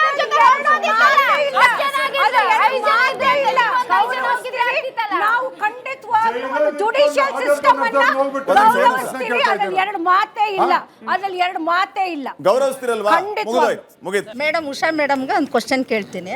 ಅವರೊಂದು ಗಾದೆನ ಯೂಸ್ ಮಾಡಿದ್ರು, ಕುಂಬಳಕಾಯಿ ಕಳ್ಳ ಅಂದರೆ ಎಗಲ್ ಮುಟ್ಟು ನೋಡ್ಕೊಂಡ್ರು ಅಂತ. ಅದರಲ್ಲಿ ಕುಂಬಳಕಾಯಿ ಯಾರು, ಎಗಲ್ ಮುಟ್ಟು ನೋಡ್ಕೊಂಡು ಯಾರು, ಕದ್ದವ್ರು ಯಾರು? ಆ ಮೇಡಮ್ಗೆ ಇವಾಗ ಇನ್ನೊಂದು ಪ್ರಶ್ನೆ ಕೇಳ್ತೀನಿ. ಹಾಗಾದರೆ ಈ ಮೇಡಮ್ ಅವರು ಇವ್ರ ಪಾರ್ಟಿ 6 ಕಾಸು ಕೊಟ್ಟರೆ ಅತ್ತೆ ಕಡೆ, 3 ಕಾಸು ಕೊಟ್ಟರೆ ಸೊಸೆ ಕಡೆನಾ? ಖಂಡಿತವಾಗ್ಲೂ ಇಲ್ಲ ಮೇಡಮ್. ನಾವು ಜನರು ಕೊಡ್ತಿರುವಂತ ಟ್ಯಾಕ್ಸ್ ದುಡ್ಡು ಏನಿದೆಯಲ್ಲ, ಅದು ಜನರಿಗೆ ತಲುಪಿಸುವಂತಹ ಒಂದು ಕಡೆ ಹೋಗ್ತಿವತ್ತು. ನಿಮ್ಮ ಸೊಸೆ ಕಡೆ 6 ಕೊಟ್ರೆ ಅತ್ತೆ ಕಡೆ ಹೋಗೋರಲ್ಲ. ಇನ್ನೊಂದು ವಿಚಾರ, ನೀವು ಹೇಳಿದಂತ 3 ಕಾಸು ಕೊಟ್ರೆ ಅತ್ತೆ ಕಡೆ, 6 ಕಾಸು ಕೊಟ್ರೆ ಸೊಸೆ ಕಡೆ ಇದೆಯಲ್ಲ, ಅದು ನಿಮ್ಮ ಬಿಜೆಪಿ ಪಕ್ಷಕ್ಕೆ ಅನ್ವಯ ಆಗುತ್ತೆ ಮೇಡಮ್, ನನಗಲ್ಲ. ಸರ್ 5 ವರ್ಷ ಕ್ಲೋಸ್ ಆಗಿರೋ ಸ್ಕೂಲ್ ಓಪನ್ ಮಾಡಿ, ಇಲ್ಲಾಂದ್ರೆ ಹಾಸ್ಪಿಟಲ್ ಓಪನ್ ಮಾಡಿ, 100 ವರ್ಷ ಕ್ಲೋಸ್ ಆಗಿರೋದು ಕೇಸ್ ಓಪನ್ ಮಾಡಿಬಿಟ್ಟು ಏನು ಮಾಡ್ತಾ ಇದ್ದೀರಾ? ಏನಕ್ರಿ ಚಪ್ಪಾಳೆ ಅಂತ ಹೊಡಿತಾರ್ರಿ? ಕ್ಲೋಸ್ ಆಗಿಲ್ಲ ಕೇಸು. ಕೇಳಿಸ್ಕೊಳ್ರಿ, ಆನ್ಸರ್ ಮಾಡ್ಲಿ ಅವರು, ಆನ್ಸರ್ ಮಾಡ್ಲಿ. ಕೇಳಿಸ್ಕೊಳ್ರಿ. ಅಲ್ಲ ಅಲ್ಲ ರೀ, ಕೇಳಿಸ್ಕೊಳ್ರಿ. ಆಯ್ತಾ, ಆನ್ಸರ್ ಕೇಳಿ, ಆನ್ಸರ್ ಕೇಳಿ, ಉತ್ತರ ಕೇಳಿಸ್ಕೊಳಪ್ಪ. ಪಾಪ ಅವ್ರಿಗೆ ಮಾಹಿತಿ ಕೊರತೆ ಇದೆ. ಒಂದ್ ನಿಮಿಷ ಬರ್ತೀನಿ. ಕೇಸ್ ಕ್ಲೋಸ್ ಆಗಿಲ್ಲ. ಬರ್ತೀನಿ. 1920 ನಡ್ಕೊಂಡು ಬರ್ತಾನೆ ಇದೆ ಇದು. ಎಜುಕೇಟ್ ಮಾಡಿ ಅವರೇ ಫೈಟ್ ಮಾಡ್ತಾರೆ, ನೀವು ಏನಕ್ಕೆ ಎಲ್ಲ ಜವಾಬ್ದಾರಿ ತಗೊಳ್ತಾ ಇದ್ದೀರಾ? ರಾಜಕಾರಣ ಮಾಡ್ತಾ ಇದ್ದೀರಾ, ಬರೀ ಎಲೆಕ್ಷನ್ ಮುಂದೆ ಬಂದ್ರೆ ನೀವು ರಾಜಕಾರಣ ಮಾಡ್ತಾ ಇದ್ದೀರಾ. ಜನರಿಗೆ ಎಜುಕೇಟ್ ಮಾಡಿ, ಸ್ವಲ್ಪ ವ್ಯವಸ್ಥೆ ಮಾಡಿ. ಜನರನ್ನ ಎಜುಕೇಟ್ ಮಾಡಿ ಅಂತ ಅವ್ರು ಹೇಳ್ತಾರೆ. ರಾಷ್ಟ್ರ ರಕ್ಷಕರು ನಾವು. ಶ್ರೀನಿವಾಸ್, ನೀವೆಲ್ಲ ಈ ದೇಶದಲ್ಲಿ ಬಾಬಾ ಸಾಹೇಬ್ ಅಂಬೇಡ್ಕರ್ ಬರೆದಂತ ಸಂವಿಧಾನದ ಅಡಿಯಲ್ಲಿ ನಡೀತಾ ಇದೀವಲ್ವಾ? ನಾವೆಲ್ಲ ನಡೀತಾ ಇದ್ದೀರಿ ಅಲ್ವಾ? ಒಂದು ಕೋರ್ಟ್ ಆದೇಶ ಬಂದ್ಮೇಲೆ ಆ ಸರ್ಕಾರ ಅದನ್ನ ಇಂಪ್ಲಿಮೆಂಟ್ ಮಾಡ್ಬೇಕೋ ಬೇಡವಾ? ಒಂದ್ ನಿಮಿಷ, ಇಂಪ್ಲಿಮೆಂಟ್ ಮಾಡ್ಬೇಕೋ ಬೇಡವಾ? ಮಾಡ್ಬೇಕಲ್ವಾ? ಈಗ ಮಾಡ್ಲಿಲ್ಲ, ಅವರು ಮಾಡ್ಲಿಲ್ಲ. ಅದನ್ನ ವಿರೋಧಿಸ್ತೀರಾ ಇಲ್ವಾ ನೀವು? ಜೋರಾಗಿ ಹೇಳಿ, ಮೈಕಲ್ಲಿ ವಿರೋಧಿಸ್ತೀವಿ ಅದನ್ನ ಅಂತ. DMK ಜೋರಾಗಿ ಹೇಳಿ. ಒಂದ್ ನಿಮಿಷ, ಇವ್ರು ಮಾತಾಡಿ. ಹೇಳಿ. ಹಾ ಸರ್, 100% ವಿರೋಧ ಮಾಡ್ತೀವಿ. DMK ಸರ್ಕಾರ, ಕಾಂಗ್ರೆಸ್ ಸರ್ಕಾರ. ಅವ್ರ ಆನ್ಸರ್ ಕೇಳಿಸ್ಕೊಳ್ರಿ, ಆನ್ಸರ್ ಕೇಳಿಸ್ಕೊಳ್ಳಿ. ಅವ್ರದ್ದು ಕ್ವಶನ್ ಕೇಳಿದ್ರಿ, ಆನ್ಸರ್ ಕೇಳಿಸ್ಕೊಳ್ಳೋ ವ್ಯವಧಾನ ಇಲ್ಲ ನಿಮ್ಗೆ. ಆನ್ಸರ್ ಕೇಳಿಸ್ಕೊಳ್ಳಿ. ಈ ಕೇಸು ನಾನು ಮೊದಲೇ ಹೇಳಿದೆ ನನ್ನ ಓಪನಿಂಗ್ ಸ್ಟೇಟ್ಮೆಂಟ್ ಅಲ್ಲೇ, 1920ರಿಂದ ಇದುವರೆಗೂ ಈ ಕೇಸ್ ನಡ್ಕೊಂಡು ಬರ್ತಾ ಇದೆ. ಹೇಗೆ ಬಾಬ್ರಿ ಮಸ್ಜಿದ್ ಕೇಸ್ 500 ವರ್ಷ ನಡೀತು, ಇದು 105 ವರ್ಷದಿಂದ ನಡ್ಕೊಂಡು ಬರ್ತಾ ಇದೆ. ಇವತ್ತು ಭಾರತೀಯ ಜನತಾ ಪಕ್ಷ ಅಲ್ಲ, ಇದ್ರ ಹಿಂದ್ಗಡೆನೆ 105 ವರ್ಷದ ಹಿಂದ್ಗಡೆ ಭಾರತೀಯ ಜನತಾ ಪಕ್ಷ ಎಲ್ಲಪ್ಪ ಇತ್ತು, ಆವಾಗಿಂದ ಕೇಸ್ ನಡ್ಕೊಂಡು ಬರ್ತಾ ಇದೆ. ಅವ್ರಿವತ್ತು ಹಿಂದೂಗಳು ನಮ್ಮ ಧಾರ್ಮಿಕ ಹಕ್ಕುಗಳನ್ನ ಬಿಟ್ಕೊಡಿ ಅಂತ ಕೇಳಿದಾಗ ಸರ್ಕಾರ ಮಾಡಲಿಲ್ಲ, ಕೋರ್ಟ್ ಆದೇಶ ಕೊಟ್ಟಿದೆ. ಇವತ್ತು ಕೋರ್ಟ್ ಇದೇ GR ಸ್ವಾಮಿನಾಥನ್ ಅವರು 3 ಆದೇಶಗಳು, ನವೆಂಬರಿಂದ 3 ಆದೇಶ ಕೊಟ್ಟಿದ್ದಾರೆ. ಒಂದು ಕನ್ಯಾಕುಮಾರಿಯಲ್ಲಿ ಒಂದು ಬೆಟ್ಟ, ಇದೇ ಥರ ಬೆಟ್ಟ, ಅಲ್ಲಿ ಕಿಲ್ಲಿಯೂರು ಅಂತ ಹೇಳಿ ಕ್ರಿಶ್ಚಿಯನ್ ಮತ್ತು ಹಿಂದೂಗಳ ಮಧ್ಯೆ ಅಲ್ಲೊಂದು ಆದೇಶ ಕೊಡ್ತು. ಅದು ಹಿಂದೂಗಳ ಪರವಾಗಿತ್ತು ಅಂತ ಹೇಳಿ ಸರ್ಕಾರ ಅದನ್ನು ಇಂಪ್ಲಿಮೆಂಟ್ ಮಾಡಲಿಲ್ಲ. ದಿಂಡಿಗಲ್ಲಲ್ಲಿ ಒಂದು ಪಿಳಿಯರ್ ಅಂದರೆ ಗಣೇಶನ ದೇವಸ್ಥಾನದ್ದು ಒಂದು ಹಿಂದೂಗಳ ಪರವಾಗಿ ಡಾಕ್ಯುಮೆಂಟ್ ಇತ್ತು, ಮೆರಿಟ್ಸ್ ಇತ್ತು, ಆದೇಶ ಕೊಟ್ಟರು. ಅದನ್ನು ಸರ್ಕಾರ ಇಂಪ್ಲಿಮೆಂಟ್ ಮಾಡಲಿಲ್ಲ. ಈಗ 3ನೇದು ಸರ್ಕಾರ ಇರೋದು ಏನಕ್ಕೆ ರೀ? ಕತ್ತೆ ಕಾಯೋದಕ್ಕೆ ಇರೋದು. ಕೋರ್ಟ್ ಆದೇಶನ ಪಾಲನೆ ಮಾಡಲಿಲ್ಲ ಅಂದ್ರೆ ರಾಜೀನಾಮೆ ಕೊಟ್ಟು ಮನೆಗೆ ಹೋಗ್ಬೇಕು. ಅದನ್ನ ನೀವೆಲ್ಲ ಎತ್ತಿಡ್ಬೇಕು, ಅವಾಗ ನಮಗೂ ಖುಷಿ ಆಗುತ್ತೆ. ಅರ್ಥ ಆಯ್ತಾ? ಒಂದ್ ನಿಮಿಷ, ಇವತ್ತು ಇವರ ಪರವಾಗಿ ಆದೇಶ, DMK ಸರ್ಕಾರದ ಪರವಾಗಿ ಆದೇಶ ಬಂದಿಲ್ಲ ಅನ್ನೋ ಕಾರಣಕ್ಕೆ ನಮ್ಮ ಪ್ರೊಫೆಸರ್ ಹರಿರಾಮ್ ಅವ್ರು ಹೇಳಿದಾಗೆ ಇಂಪೀಚ್ಮೆಂಟ್ ಮೋಷನ್ ಮೂವ್ ಮಾಡಿಬಿಟ್ರೆ ನಾಳೆ ಜಡ್ಜ್ಗಳೆಲ್ಲ ಹೇಗ್ರಿ ಧೈರ್ಯವಾಗಿ ಬರೀತಾರೆ? ಇಂಡಿಪೆಂಡೆನ್ಸ್ ಹೆಂಗಿರುತ್ತೆ ಜುಡಿಷಿಯರಿದು? ಎಲ್ಲಿರುತ್ತೆ? ನಾವೇ ಅದಕ್ಕೆ ನಾವೇನೇ ಅದಕ್ಕೆ ಶಿಕಾರಿಗಳಾಗೋದು. ಹಾಗಾಗಿ ಯಾವತ್ತೆಲ್ಲನೂ ಸಂವಿಧಾನದ ಯಾವುದೇ ಅಂಗಕ್ಕೆ ಧಕ್ಕೆ ಬಂದಾಗ ನೀವೆಲ್ಲ ಒಟ್ಟಾಗಿ ಸೇರ್ಕೊಂಡು ಅದನ್ನ ಖಂಡಿಸ್ಬೇಕು, ಹೋರಾಟ ಮಾಡಬೇಕು. ನಮ್ಮ ರಾಜಕಾರಣ ಆಮೇಲೆ ಮಾಡ್ಕೊಳ್ಳೋಣ. ಇವತ್ತು ಸ್ವಾಮಿನಾಥನ್ ಅವ್ರನ್ನ ಇಶ್ಯೂ ಬರೀ ಒಂದು ರಾಜಕೀಯವಾಗಿ ನೋಡ್ಬೇಡ್ರಿ. ಇವತ್ತು 1ನೇ ತಾರೀಕು ಆದೇಶ ಬಂತು, 2ನೇ ತಾರೀಕು ಯಾಕೆ ದರ್ಗಾದವರು ಸಿಕಂದರ್ ಶಾ ದರ್ಗಾದವರು ಹೋಗಲಿಲ್ಲ? 3ನೇ ತಾರೀಕು ಯಾಕೆ ಹೋಗಲಿಲ್ಲ? 4ನೇ ತಾರೀಕು ಯಾಕೆ ಹೋದ್ರು ಅಂದರೆ ಇವ್ರು ಅವ್ನು ಪುಷ್ ಮಾಡಿದ್ರು ಹೋಗ್ರಿ ಅಂತ. 105 ವರ್ಷದಲ್ಲಿ ಯಾವುದೇ ಮುಸ್ಲಿಂ ಸಂಘಟನೆ ಅಥವಾ ಅಲ್ಲಿರೋಂಥ ದರ್ಗದವ್ರು ಯಾರು ಕೋರ್ಟ್ಗೆ ಹೋಗಲಿಲ್ಲ. ಈಗ ಅವ್ರನ್ನ ಪುಷ್ ಮಾಡಿ ಅವ್ರನ್ನ ತಳ್ಳಿ ಎದುರಿಸಿ ಇವತ್ತು ಅಲ್ಲಿ ವಕಾಲತ್ ಹಾಕಿದ್ದಾರೆ. ಒಂದು ಸ್ವಾಮಿನಾಥನ್ ಅವರ ಒಂದು ಆದೇಶ ಬಂದಮೇಲೆ ಡಿವಿಷನ್ ಬೆಂಚ್ಗೆ ಹೋದ್ರು ಸರ್ಕಾರ, ಅಲ್ಲಿ ಅವ್ರದ್ದು ಅಪೀಲ್ ಖಾರಿಜ್ ಆಯಿತು. ಇದೇ ಸರ್ಕಾರ ಸುಪ್ರೀಂ ಕೋರ್ಟಲ್ಲಿ ಅಪೀಲ್ ಹಾಕ್ಕೊಂಡಿದೆ. ವೆಯ್ಟ್ ಮಾಡಿ ಸುಪ್ರೀಂ ಕೋರ್ಟ್ ಆದೇಶ ಬರೋವರೆಗೂ. ಈಗ ಯಾಕೆ ಇಂಪೀಚ್ಮೆಂಟ್ ಮಾಡೋದಕ್ಕೆ ಹೋಗಿದ್ದೀರಾ? ಈವರೆಗೂ ಈ ದೇಶದಲ್ಲಿ 9 ಸಾರಿ ಇಂಪೀಚ್ಮೆಂಟ್ ಮೋಷನ್ ಶುರು ಆಗಿದೆ, ಯಾವುದೂ ಗೆದ್ದಿಲ್ಲ. ಇಂಪೀಚ್ಮೆಂಟು ಮೋಷನ್ ಪಾಸ್ ಆಗಬೇಕಂದ್ರೆ ಪಾರ್ಲಿಮೆಂಟ್ನ ಎರಡೂ ಸದನಗಳಲ್ಲಿ 2/3 ಮೆಜಾರಿಟಿ ಇರಬೇಕು. ಅಬ್ಸಲ್ಯೂಟ್ ಮೆಜಾರಿಟಿ ಅಂದರೆ 2/3 ಮೆಜಾರಿಟಿ ಇರಬೇಕು. ಇವ್ರು ಹೀಗೆ ಇಂಪೀಚ್ಮೆಂಟ್ ಮೋಷನ್ ಮೂವ್ ಮಾಡೋದ್ರ ಮುಖಾಂತರ ಜಸ್ಟಿಸ್ ಸ್ವಾಮಿನಾಥನ್ ಅವ್ರ ವಿರುದ್ಧ ಬೇರೆ ಎಲ್ಲ ಜಡ್ಜ್ಗಳಿಗೂ ಭಯ ಹುಟ್ಟಿಸ್ತಾ ಇದ್ದಾರೆ. ಇದು ಸಂವಿಧಾನ ವಿರೋಧಿ, ಪ್ರಜಾಪ್ರಭುತ್ವದ ವಿರೋಧಿತನ. ಅದನ್ನ KRS ಪಕ್ಷ ಮಾಡಿದಾರಲ್ಲ ಅದನ್ನು ಹೇಳಿ. ಕಾಂಗ್ರೆಸ್ ಪಕ್ಷ ಇವತ್ತು 99 ಚುನಾವಣೆಗಳನ್ನ ಸೋತು ಸುಣ್ಣಾಗ್ಬಿಟ್ಟಿದೆ. 96ನಾ? ಓಕೆ, 96 ಚುನಾವಣೆಗಳನ್ನ ಥ್ಯಾಂಕ್ ಯು. ಮುಂದೆ ಬರೋ 3 ಗೆಲ್ತೀವಿ ಅಂತ ಹೇಳ್ತಿದ್ದಾರೆ ಬಿಡಿ. ಒಂದು ನಿಮಿಷ. ಹಾಗಾಗಿ ಇವತ್ತು ಯಾರು ಪ್ರಾದೇಶಿಕ ಪಕ್ಷಗಳ ಅವರ ಬಿಗ್ ಬ್ರದರ್ಸ್ ಇದ್ದಾರೆ, ಅವ್ರ ಮಾತುಗಳಿಗೆ ಈಲ್ಡ್ ಆಗಿ ಇವತ್ತು ಅವ್ರಿಗೆಲ್ಲ ಸಹಿ ಮಾಡೋಂಥ ದಯನೀಯ ಸ್ಥಿತಿ ಅಂತ ಹೇಳ್ತಾರೆ ಕನ್ನಡದಲ್ಲಿ. ಇದರಿಂದ ಏನ್ ಸ್ಥಿತಿ? ದಯನೀಯ ಸ್ಥಿತಿಗೆ ಇಳಿದು ಬಿಟ್ಟಿದೆ ಕಾಂಗ್ರೆಸ್ ಪಕ್ಷ. ಹಾಗಾಗಿ ಇದನ್ನು ನಮ್ಮ ಹರಿರಾಮ ಆವಾಗಲೇ ಇಂದಿರಾ ಗಾಂಧಿ ಅವ್ರದ್ದು ಉಲ್ಲೇಖ ಮಾಡ್ತಾ ಇದ್ರು. ಇದು ಅತ್ಯಂತ ಸಂವಿಧಾನ ವಿರೋಧಿ, ಪ್ರಜಾಪ್ರಭುತ್ವ ವಿರೋಧಿ, ಜನ ವಿರೋಧಿ ನೀತಿಗಳನ್ನ DMK ಸರ್ಕಾರ ಅನುಸರಿಸ್ತದೆ. ಅದಕ್ಕೆ ಕಾಂಗ್ರೆಸ್ ಕೂಡ ಅದಕ್ಕೆ ಒತ್ತಾಸೆಯಾಗಿ ನಿಂತ್ಕೊಂಡಿದೆ. ಅದನ್ನ ನಾವೆಲ್ಲರೂ ಒಕ್ಕೋರಲ್ನಿಂದ ಒಂದು ಜೋರಾಗಿ ಚಪ್ಪಾಳೆ ಮುಖಾಂತರ ಕಣಿಸ್ಬೇಕು. ಒಂದ್ಸಾರಿ ಜೋರಾಗಿ ಚಪ್ಪಾಳೆ ಹೊಡ್ರಿ, ನೀವು ಹೊಡೀರಿ. ನಿಮ್ಗೂ ಅದ್ರಲ್ಲಿ ನಂಬಿಕೆ ಇದ್ರೆ ಜೋರ ಹೊಡೀರಿ. ನೀವು ಹೊಡೀರಿ, ನೀವು ಹೊಡೀರಿ. ಅಂದ್ರೆ ನಿಮಗೆ ಎಲ್ಲದಕ್ಕೂ ಅಂಬೇಡ್ಕರ್ ತೋರಿಸಿ ಈ ಕಡೆ ತೋರಿಸಿ ಇವ್ರನ್ನ ನೋಡಿ. ಒಂದ್ ನಿಮಿಷ ನಿಮ್ಮ ನಿಮಗೆ ಒಂದ್ ನಿಮಿಷ ಅವ್ರು ಕೇಳ್ತಾ ಇರೋದೇನು? ದೇಶದ ಸಂವಿಧಾನವನ್ನು ನೀವು ಗೌರವಿಸ್ತಿರಲ್ವಾ? ಅಂದ್ರೆ ಚಪ್ಪಾಳೆ ಜೋರ ಚಪ್ಪಾಳೆ ಹೊಡಿರಿ. ಮುಗಿದೋಯ್ತು. ಗೌರವಿಸ್ತಿರಲ್ವಾ? ಒಂದ್ ನಿಮಿಷ ಅಲ್ಲ, ಮೀನ ಮೆಸೇಜ್ ಹಾಕಿ ಎಲ್ಲ ಒಂದ್ ಸೈಡ್ ನೀವು ಏನ್ ಮೆಸೇಜ್ ಕೊಡ್ತಾ ಇದೀರಿ? ಅಲ್ಲ ಒಂದ್ ಸೈಡ್ ಇಲ್ಲಿ ಕೇಳಿ. ಒಂದ್ ಸೈಡ್ ಇಲ್ಲಿ ಕೇಳಿ. ಸಂವಿಧಾನ ಹೇಳಿದ್ದವರು, ಸಂವಿಧಾನ ಹೇಳಿದ್ದು ನೀವು. ಒಂದ್ ನಿಮಿಷ ಇರಿ. ನೀವು ಭಾರತದ ನ್ಯಾಯಾಂಗ ವ್ಯವಸ್ಥೆಯನ್ನ ಗೌರವಿಸ್ತೀರಲ್ವಾ? ಸಂವಿಧಾನವನ್ನ ಗೌರವಿಸ್ತೀರಲ್ವಾ?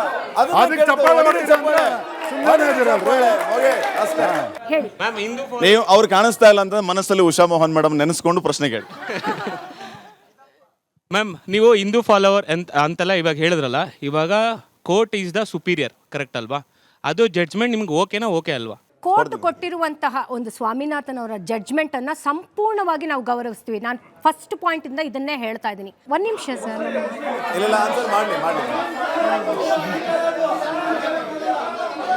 ಮತ್ತೊಂದು ವಿಚಾರವನ್ನ ನಾನು ಇಲ್ಲಿ ತರ್ತಿದ್ದೀನಿ. ನಾವಿಲ್ಲಿ ಯಾವುದೇ ರೀತಿ ಕೋಮು ಧ್ರುವೀಕರಣ ಮಾಡಿ ಬೇಳೆ ಬೇಯಿಸ್ಕೊಳ್ಳುವಂತಹಕ್ಕೆ ನಾವು ಬಂದಿಲ್ಲ. ಜನರ ಭಾವನೆಗಳಿಗೆ ಆಟ ಆಡ್ಲಿಕ್ಕೆ ನಾವು ಬಂದಿಲ್ಲ.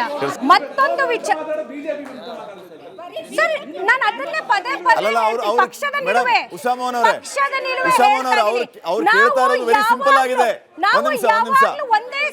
ಅವ್ರು ಕೇಳ್ತಿರೋದು ವೆರಿ ಸಿಂಪಲ್ ಆಗಿದೆ. ಈಗ ನೀವು ಹೇಳ್ತಿರೋದೇನು? ನಾನು ಹೇಳೋದು ಕೇಳಿಸ್ಕೊಳ್ಳಿ. ಅವ್ರ ಪ್ರಶ್ನೆನ ಒಂದ್ ನಿಮಿಷ ಅವ್ರ ಪ್ರಶ್ನೆನ ಇನ್ನೂ ಸರಳವಾಗಿ ಹೇಳ್ತೀನಿ ಕೇಳಿ. ಒಂದ್ ನಿಮಿಷ ಉಷಾಮನವರೇ ಕೇಳಿಸ್ಕೊಳ್ಳಿ. ಉಷಾಮನವರೇ, ನಿಮ್ಗೆ ಪ್ರಶ್ನೆನೇ ಅರ್ಥ ಆಗಲಿ, ಏನ್ ಆನ್ಸರ್ ಮಾಡ್ತಿದ್ದೀರಿ ನೀವು?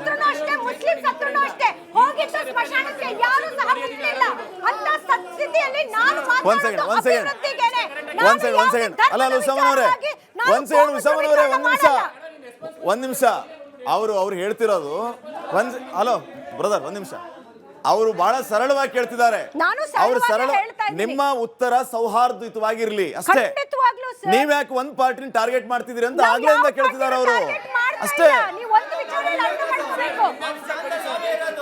ಒಂದು ಪ್ಯಾನಲಿಂಗ್ ನಾನು ಎಲ್ರಿಗೂ ತಿಳಿಸ್ಬಿಡ್ತೀನಿ. ಇವತ್ತಿನ ದಿನ ಕಾಂಗ್ರೆಸ್ ನಾನು ಅವ್ರನ್ನೂ ಟಾರ್ಗೆಟ್ ಮಾಡ್ಬೋದು. ಯಾರಪ್ಪ ಇದ್ದೀರಾ ಕಾಂಗ್ರೆಸ್? ಬನ್ನಿಪ್ಪ, ನಾನು ಮಾತಾಡ್ತೀನಿ. ನಾನು ಹೇಳೋದು ಒಂದೇ, ದಯವಿಟ್ಟು ನಿಮ್ಮ ರಾಜಕೀಯ ಬೇಳೆ ಬೇಯಿಸ್ಕೊಳ್ಳೋದಕ್ಕೆ ಧರ್ಮದ ವಿಚಾರವಾಗಿ ಕೋಮು ಧ್ರುವೀಕರಣವನ್ನ ನಿಮ್ಮ ಅಜೆಂಡಾಗಳಾಗಿ ಇಟ್ಕೋಬೇಡಿ. ಎಲೆಕ್ಷನ್ಗಳ ಸಂದರ್ಭಗಳಲ್ಲಿ ಜನರನ್ನ ಓಲೈಸಿ ಯಾವ ರೀತಿ ನಿಮ್ಮ ಕೆಲಸಗಳ ಮೇಲೆ ಒಂದು ಓಟನ್ನ ಪಡ್ಕೊಳ್ಳುವಂತಹ ಸಾಮರ್ಥ್ಯವನ್ನ ತೋರಿಸಿ. ಈ ರೀತಿ ನಿಮ್ಮ ವೋಟ್ ಬ್ಯಾಂಕಿಗೋಸ್ಕರ ಆಟಗಳನ್ನ ಯಾವುದೇ ಪಕ್ಷಗಳು ಆಡಬಾರ್ದು ಅಷ್ಟೇ. ಸರ್, ನನ್ನ ಪ್ರಶ್ನೆ ತಮಗೆ ಹರಿರಾಮ್ ಸರ್ಗೆ. ಸರ್, ಬಾಬಾ ಸಾಹೇಬರು ಕೊಟ್ಟಂತ ಸಂವಿಧಾನದಲ್ಲಿ ಬಾಬಾ ಸಾಹೇಬ್ರು ಹೇಳ್ತಾರೆ ಒಂದ್ ಕಡೆ ಕಟ್ಟಕಡೆ ವ್ಯಕ್ತಿಗೂ, ಸಮಾಜದಲ್ಲಿ ಕಟ್ಟಕಡೆ ವ್ಯಕ್ತಿಗೂ ನ್ಯಾಯ ಸಿಗಬೇಕಂತ ಹೇಳಿ, ಅಂಥದ್ರಲ್ಲಿ ನ್ಯಾಯಾಧೀಶಿಗೆ ರಕ್ಷಣೆ ಇಲ್ಲದಾಗ ಜನಸಾಮಾನ್ಯರು ನನಗೆ ನ್ಯಾಯ ಸಿಗ್ತದೆ ಅಂತ ಹೇಳಿ ಹೋಗುವಂಥದ್ದು ಧೈರ್ಯ ಅವ್ರಿಗೆ ಒಂದು ಮನೋಭಾವ ನ್ಯಾಯಾಂಗದ ಮೇಲೆ ಬೇರೆ ರೀತಿ ಪರಿಣಾಮ ಬೀಳುತ್ತೆ. ಇದ್ರ ಬಗ್ಗೆ ತಾವೇನು ಹೇಳ್ತೀರಿ ಸರ್? ಖಂಡಿತ ನಾನು ಆವಾಗಲೂ ಕೂಡ ಹೇಳಿದೆ ಅದು ಏನಂತ ಹೇಳಿದ್ರೆ ಇವತ್ತು ಜನರಿಗೆ ಸಂವಿಧಾನದ ಅಫಿಷಿಯಲ್ ಆಗಿರ್ತಕ್ಕಂಥ 3 ಅಂಗಗಳಲ್ಲೂ ಲೆಜಿಸ್ಲೇಚರ್ ಶಾಸಕಾಂಗದ ಮೇಲೆ ಅಂತೂ ಸಂಪೂರ್ಣವಾಗಿ ಜನರಿಗೆ ನಂಬಿಕೆ ಹೋಗ್ಬಿಟ್ಟಿದೆ. ಎಕ್ಸಿಕ್ಯೂಟಿವ್ 2ನೇ ಭಾಗ ಬಂದಾಗ ಕಾರ್ಯಾಂಗದ ಮೇಲೆ ಅಲ್ಲಿ 75% ಹೋಗ್ಬಿಟ್ಟಿದೆ, ಇನ್ನೊಂದು 25% ಉಳ್ಕೊಂಡಿದೆ. ನ್ಯಾಯಾಂಗದ ಮೇಲೆ ಏನಾಗಿದೆ ಅಂದರೆ ಅಲ್ಲಿ 75% ಉಳ್ಕೊಂಡಿದೆ, ಇನ್ನೊಂದು 25% ನಂಬಿಕೆ ಹೋಗಿದೆ ಅಲ್ಲಿರ್ತಕ್ಕಂಥ ವ್ಯವಸ್ಥೆ. ನೋಡಿ ಇವತ್ತು ಯಾವುದೇ ಒಂದು ಪಕ್ಷ ಇವತ್ತು ಜನರು 75% ನಂಬಿಕೆ ಇರತಕ್ಕಂಥ ಜುಡಿಷಿಯರಿ ಇದೆಯಲ್ಲ, ಇದನ್ನು ಅದ್ರ ಪಾಡ್ಗದು ಬಿಟ್ಟು ಕೆಲಸ ಮಾಡ್ಲಿಕ್ಕೆ ಬಿಟ್ಟರೆ ಅಟ್ಲೀಸ್ಟ್ ದೇಶದಲ್ಲಿ ಏನಾದರೂ ಬದಲಾವಣೆ ಕಾಣ್ಬೋದು. ಒಂದು. ಎರಡನೇದು ಏನಾಗಿದೆ ಅಂದರೆ ಈ ಇಶ್ಯೂ ಔಟ್ಬರ್ಸ್ ಆಗಲಿಕ್ಕೆ ನನಗನ್ಸೋದು DMK ಒಂದು ದೊಡ್ಡ ರಾಂಗ್ ಮೂವ್ ಮಾಡಿದೆ ಏನಂದರೆ, ಈಗ ಒಂದು ಸ್ವಾಮಿನಾಥನ್ ಅವ್ರ ಮೇಲೆ ಒಂದಿಷ್ಟು ಅಲಿಗೇಷನ್ಸ್ ಇದೆ ಅಲ್ಲಿ ಮಡ್ರಾಸ್ ಹೈಕೋರ್ಟಲ್ಲಿ. ಏನು ಅಲಿಗೇಷನ್ಸ್ ಅಂದರೆ ಅವ್ರ ಮುಂದೆ ಪ್ರೆಸೆಂಟ್ ಆಗುವಂಥ ಲಾಯರ್ಗಳಿದಾರಲ್ಲ, ಅಲ್ಲಿ ಯಾವುದೋ ಒಂದು ಜಾತಿಯ ಲಾಯರ್ಗಳಿಗೆ ಮಾತ್ರ ರಿಲೀಫ್ ಕೊಡ್ತಾರೆ, ಬೇರೆಯವ್ರಿಗೆ ಕೊಡೋದಿಲ್ಲ. ಯಾವುದೋ ಒಂದು ಜಾತಿಯ ಲಾಯರ್ಗಳಿಗೆ ಮಾತ್ರ ಒಂದಿಷ್ಟು ಈಸಿಯಾಗಿ ಆಕ್ಸೆಸ್ ಇದೆ. ಅಂದರೆ ಒಂದು ರೀತಿ ಹೇಳ್ಬೇಕಾದ್ರೆ ಅವ್ರು ಜಾತಿವಾದಿ ಅನ್ನೋ ರೀತಿಯಲ್ಲಿ ಅಲ್ಲೊಂದಿಷ್ಟು ಆಪಾದನೆ ಇದೆ. ಐ ಡೋಂಟ್ ನೋ, ಆಪಾದನೆ ಇದೆ ಅವ್ರ ಮೇಲೆ. ಆಪಾದನೆ ದಿಸ್ ಅ ಫ್ಯಾಕ್ಟ್, ಅಲ್ಲಿರೋಂಥ ಆಪಾದನೆ. ಹಾಗಾಗಿ ಆಪಾದನೆ ಅಂತೀರಿ, ಫ್ಯಾಕ್ಟ್ ಅಂತೀರಿ. ಯಾವುದು ಆಪಾದನೆಯ ಫ್ಯಾಕ್ಟ್? ಆಪಾದನೆ ಅನ್ನೋ ಫ್ಯಾಕ್ಟ್, ಆಪಾದನೆ ಅನ್ನೋ ಫ್ಯಾಕ್ಟ್ ನನಗೆ ಗೊತ್ತಿರುವಂತ ಫ್ಯಾಕ್ಟ್. ಆಪಾದನೆ ಹೆಂಗ್ ಫ್ಯಾಕ್ಟ್ ಆಗುತ್ತೆ? ಆಗಿದೆ ಅಂತಲ್ಲ, ಆಪಾದನೆ ಫ್ಯಾಕ್ಟ್ ಹೆಂಗ್ ಆಗುತ್ತೆ? ಆಪಾದನೆ ಸತ್ಯ, ಅದು ಆಪಾದನೆ ಸತ್ಯ. ಅದನ್ನ ಆಯ್ತು, ಕೇಳಿಸ್ತಾ, ಆಪಾದನೆ ಇದೆ. ಹಾಗಾಗಿ ನನಗೇನು ಅನ್ಸುತ್ತಂದ್ರೆ DMK ಅದನ್ನ ಹೇಗೆ ತಗೊಂಡಿದ್ದಾರೆ ಅಂದ್ರೆ, ಅವ್ರ ಮೇಲೆ ಆಪಾದನೆ ಇರೋದ್ರಿಂದ ಬಹುಶಃ ನಾವು ಈ ಟೈಮಲ್ಲಿ ಅವ್ರನ್ನ ಅಟ್ಯಾಕ್ ಮಾಡಿದ್ರೆ ಯಾರೂ ಬರೋದಿಲ್ಲ. ಈ ಕ್ಯಾನ್ ಬಿ ಐಸೋಲೇಟೆಡ್, ಈ ಕ್ಯಾನ್ ಬಿ ಸಿಂಗಲ್ ಅಂತ ಹೇಳಿ ಬಹುಶಃ ಅದನ್ನ ಗಮನದಲ್ಲಿ ಇಟ್ಕೊಂಡು ಅಲ್ಲಿ ಅವರ ಮೇಲೆ ಈ ತರ ಇಂಪೀಚ್ಮೆಂಟ್ ಮಾಡುವಂತ ಒಂದು ಪ್ರೊಸೆಸ್ ಮಾಡಿರೋದ್ರಿಂದ. ಬಟ್ ಅದು ಅವಾಗ ಅರ್ಥ ಆಗ್ಲಿಲ್ಲ, ಇದು ಬರೀ ತಮಿಳ್ನಾಡು ಅಲ್ಲ, ಇದು ನ್ಯಾಷನಲ್ ಇಶ್ಯೂ ಆಗುತ್ತೆ. ನ್ಯಾಷನಲ್ ಇಶ್ಯೂ ಆಗಿ ಅದು ಅವ್ರಿಗೆ ಉಲ್ಟಾಗುತ್ತೆ, ಮತ್ತೆ ಅವ್ರ ಸಪೋರ್ಟ್ ಬರೋರಿಗೆ ಉಲ್ಟಾಗುತ್ತೆ ಅಂತ ಬಹುಶಃ ಅವರು ಅನಿಸ್ಲಿರಲ್ಲ ಅನ್ಸುತ್ತೆ. ಆದ್ರೆ ಇವತ್ತು ಅದು DMKಗೂ ಉಲ್ಟಾಗ್ತಾ ಇದೆ, ಮತ್ತೆ ಅವ್ರು ಯಾರೋ ಅವ್ರ ಬೆಂಬಲ ನಿಂತ್ಕೊತಾರೆ ಅವ್ರಿಗೂ ಉಲ್ಟಾಗ್ತದೆ. ಮತ್ತೆ ಇವತ್ತು ನಿಜವಾಗ್ಲೂ ಯಾರು ಸಂವಿಧಾನ ಪರ ಇದ್ದಾರೆ, ಯಾರು ಜುಡಿಷಿಯರಿ ಇಂಡಿಪೆಂಡೆನ್ಸ್ನ ಒಪ್ತಾರೆ, ಅವರೆಲ್ಲರೂ ಕೂಡ DMKಯ ಮತ್ತು ಇತರ ಪಕ್ಷ ನಿಲುವನ್ನ ವಿರೋಧ ಮಾಡಲೇಬೇಕು. ನಾವೇನಂದ್ರೆ ಇಂಥ ಡಿಬೇಟ್ಗಳಿಗೆ, ಸೂಕ್ಷ್ಮ ಡಿಬೇಟ್ಗೆ ಕಾಂಗ್ರೆಸ್ ಹೋಗ್ತಾರೆ ಯಾಕೆ ಬರಲ್ವೋ ಗೊತ್ತಿಲ್ಲ. ನಾನು ಅವ್ರಿಗೆ ಕ್ವಶನ್ ಮಾಡಬೇಕಿತ್ತು. ಈಗ ನ್ಯೂಟ್ರಲ್ ಆಗಿ ಹರಿರಾಮ್ ಸರ್ ಮಾತಾಡ್ತಾ ಇರೋದ್ರಿಂದ ಹರಿರಾಮ್ ಸರ್ಗೆ ನನ್ನ ಕ್ವಶನ್ನು. ಈಗ ಭಾರತ್ ಜೋಡೋ ಅಂತ ಯಾತ್ರೆ ಮಾಡಿದ್ರು, ಸಂವಿಧಾನದ ಬುಕ್ಕನ್ನು ಕೈಯಲ್ಲಿ ಇಟ್ಕೊಂಡೆಲ್ಲ ಓಡಾಡಿದ್ರು. ನನ್ನ ಒಂದು ಅನುಮಾನ ಏನಂದರೆ, ಅವ್ರು ಇಟ್ಕೊಂಡಿರೋ ಸಂವಿಧಾನದ ಬುಕ್ಕಲ್ಲಿ ಇದೆಲ್ಲ ಇಲ್ವಾ? ಜಡ್ಜ್ಗಳ ಮೇಲೆ ಇಂಪೀಚ್ಮೆಂಟ್ ಈ ಥರ ತರ್ತಾರಲ್ಲ, ಅವ್ರ ಬುಕ್ಕಲ್ಲಿ ಇಲ್ವಾ ಇದು ಅಂತ ಒಂದು ಡೌಟು. ಆಮೇಲೆ ಇದೇನಾ ಇವ್ರದ್ದು ಭಾರತ್ ಜೋಡೋ ಅಂದರೆ ಒಂದೇ ಮಾತರಮ್ನ ವಿರೋಧ ಮಾಡೋದು, ಮತ್ತು ಈ ಥರ ಕಾರ್ತಿಕ ದೀಪನ ವಿರೋಧ ಮಾಡೋದು, ಇದೇನಾ ಭಾರತ್ ಜೋಡೋ ಅಂದರೆ? ನೀವು ಇದ್ರ ಬಗ್ಗೆ ಏನು ಹೇಳ್ತೀರಾ? ಈಗ ನನಗೆ ರಾಹುಲ್ ಗಾಂಧಿ ಅವ್ರು ಹಿಡ್ಕೊಂಡಿದ್ದ ಕಾನ್ಸ್ಟಿಟ್ಯೂಷನಲ್ ಇದೆಲ್ಲ ಇದೆಯಾ ಅಂತ ನನಗೆ ಗೊತ್ತಿಲ್ಲ, ಯಾಕಂದ್ರೆ ಅವ್ರು ಹಿಡ್ಕೊಂಡ ಕಾಪಿ ಅವಳೇ ಹೇಳ್ಬೇಕು.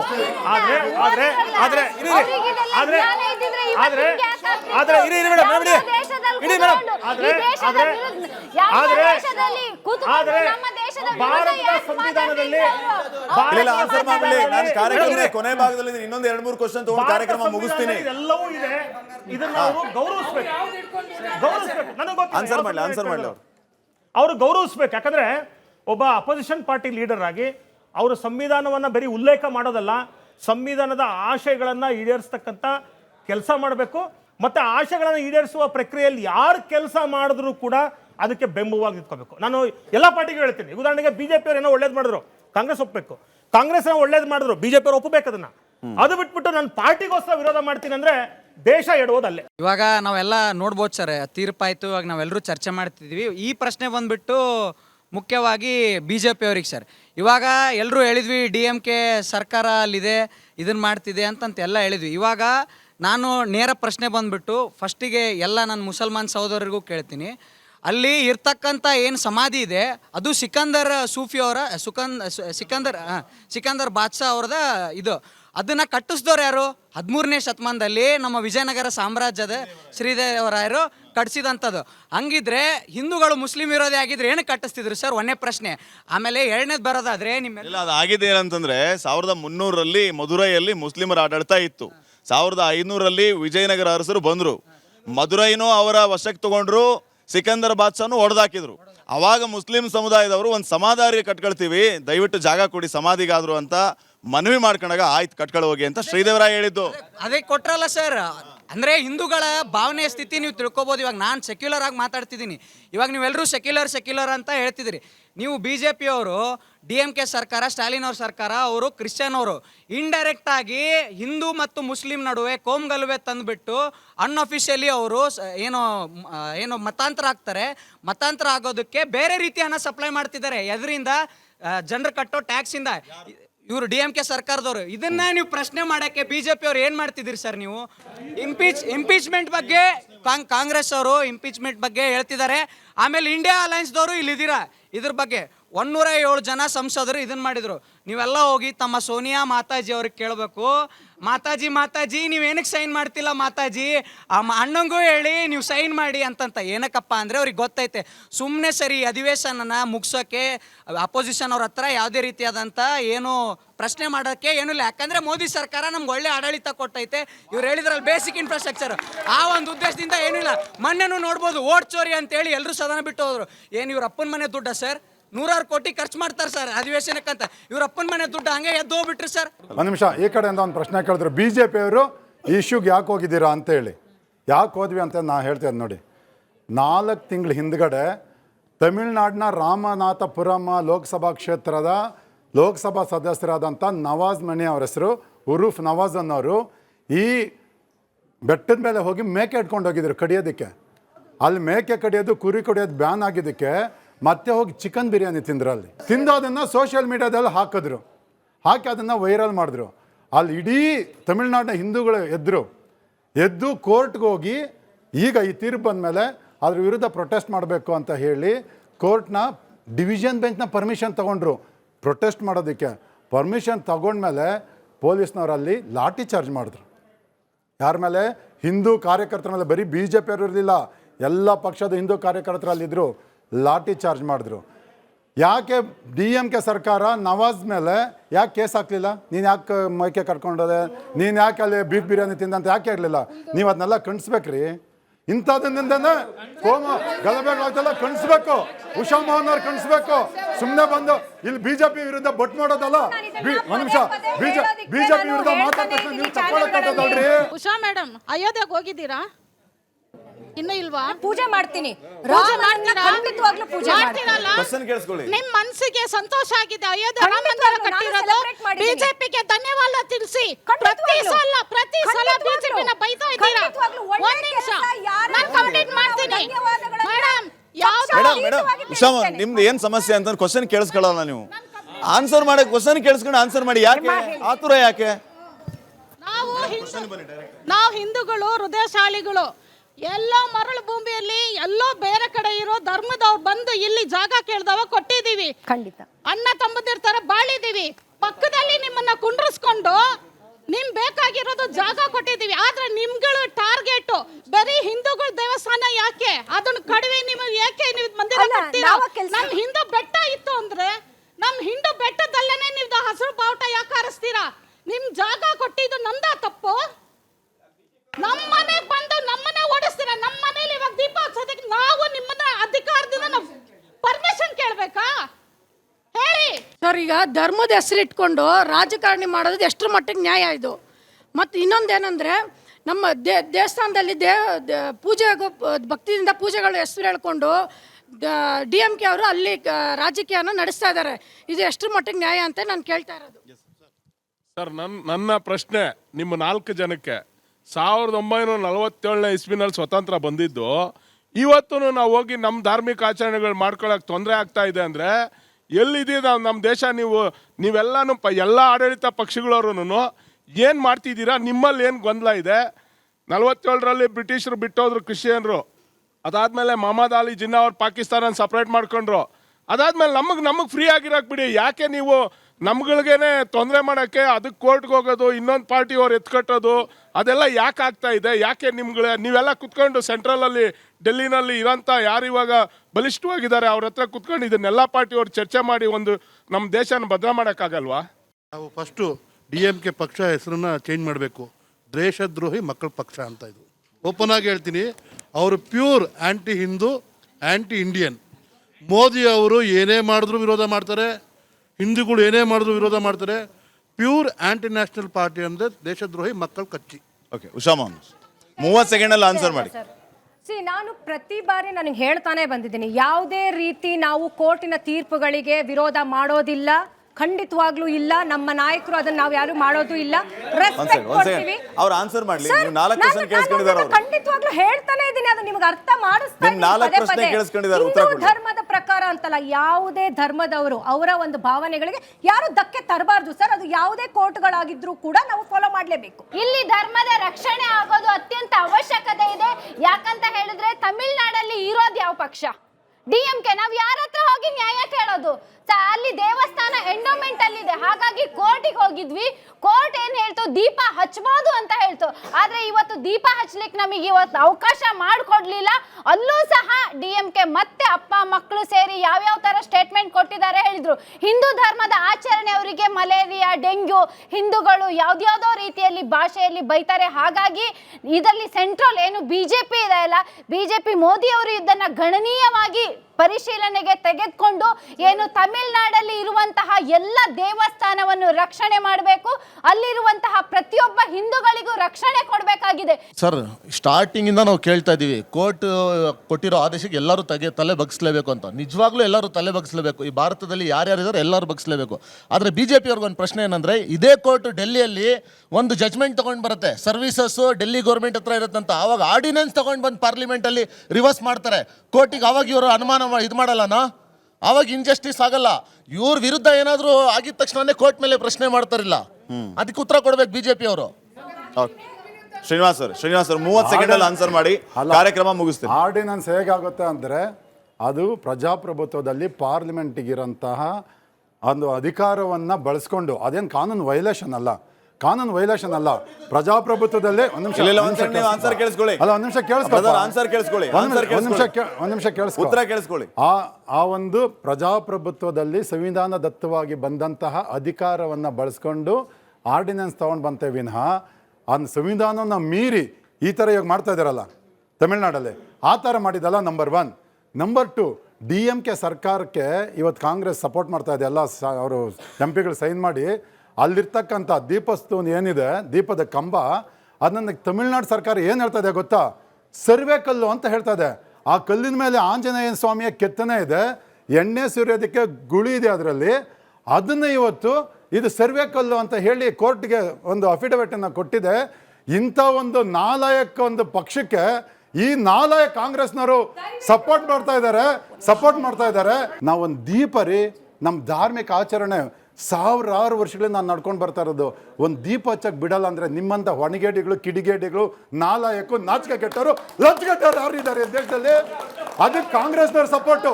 ಇವ್ರಿಗೆಲ್ಲ ಚೀಮಾರಿ ಹಾಕ್ಬೇಕಾ ಬೇಡ? ಸಮಾಜ ಚೀಮಾರಿ ಹಾಕ್ಬೇಕಾ ಬೇಡವಾ? ಚೀಮಾರಿ ಹಾಕಬೇಕು, ಹಾಕಿ ಅಂತ ಈ ಕಡೆಯವ್ರನ್ನ ಆ ಕಡೆಯವ್ರನ್ನ ಎಲ್ಲರನ್ನ ಕೇಳ್ಕೊಳ್ತಾ ಇದ್ದೀನಿ ನಾನು. ಅಲ್ಲ, ಎಲ್ರಿಗೂ ಹಾಕ್ಬೇಕು, ಇಡೀ ಯಾರೆಲ್ಲ. ಥ್ಯಾಂಕ್ ಯು, ಎಲ್ಲರಿಗೂ ಧನ್ಯವಾದ. ಸಾಕಷ್ಟು ವಿಚಾರಗಳ ಬಗ್ಗೆ ನಾವು ಚರ್ಚೆನ ಮಾಡಿದ್ವಿ. ದೀಪದ ವಿಚಾರವಾಗಿ ಚರ್ಚೆ ಆಗ್ತಾ ಇತ್ತು. ಈ ಕಡೆನೂ ಒಂದಿಷ್ಟು ದೀಪ ಹತ್ತಿದ್ವು, ಈ ಕಡೆನೂ ಒಂದಿಷ್ಟು ದೀಪ ಹತ್ತಿದ್ವು, ಮಧ್ಯ ಮಧ್ಯದಲ್ಲಿ ಜ್ವಾಲಾಮುಖಿನೂ ನಮಗೆ ಕಾಣಿಸ್ತು.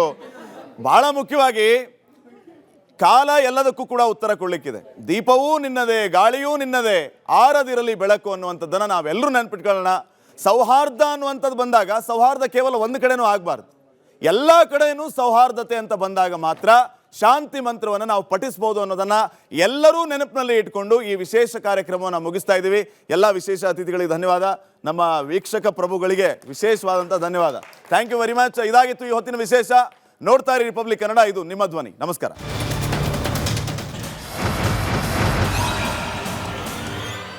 ಚಹಾದ ಸ್ವೀಟೇಸ್ಟ್ MDHD+ ನಿಂದಲೇ ಬರುತ್ತೆ. ಗಂಟು ಕಟ್ಟಿಕೋ ಲವಂಗ, ಹಸಿರು ಏಲಕ್ಕಿಯಿಂದ ತುಂಬಿದ MDHD+ ಮಸಾಲೆ.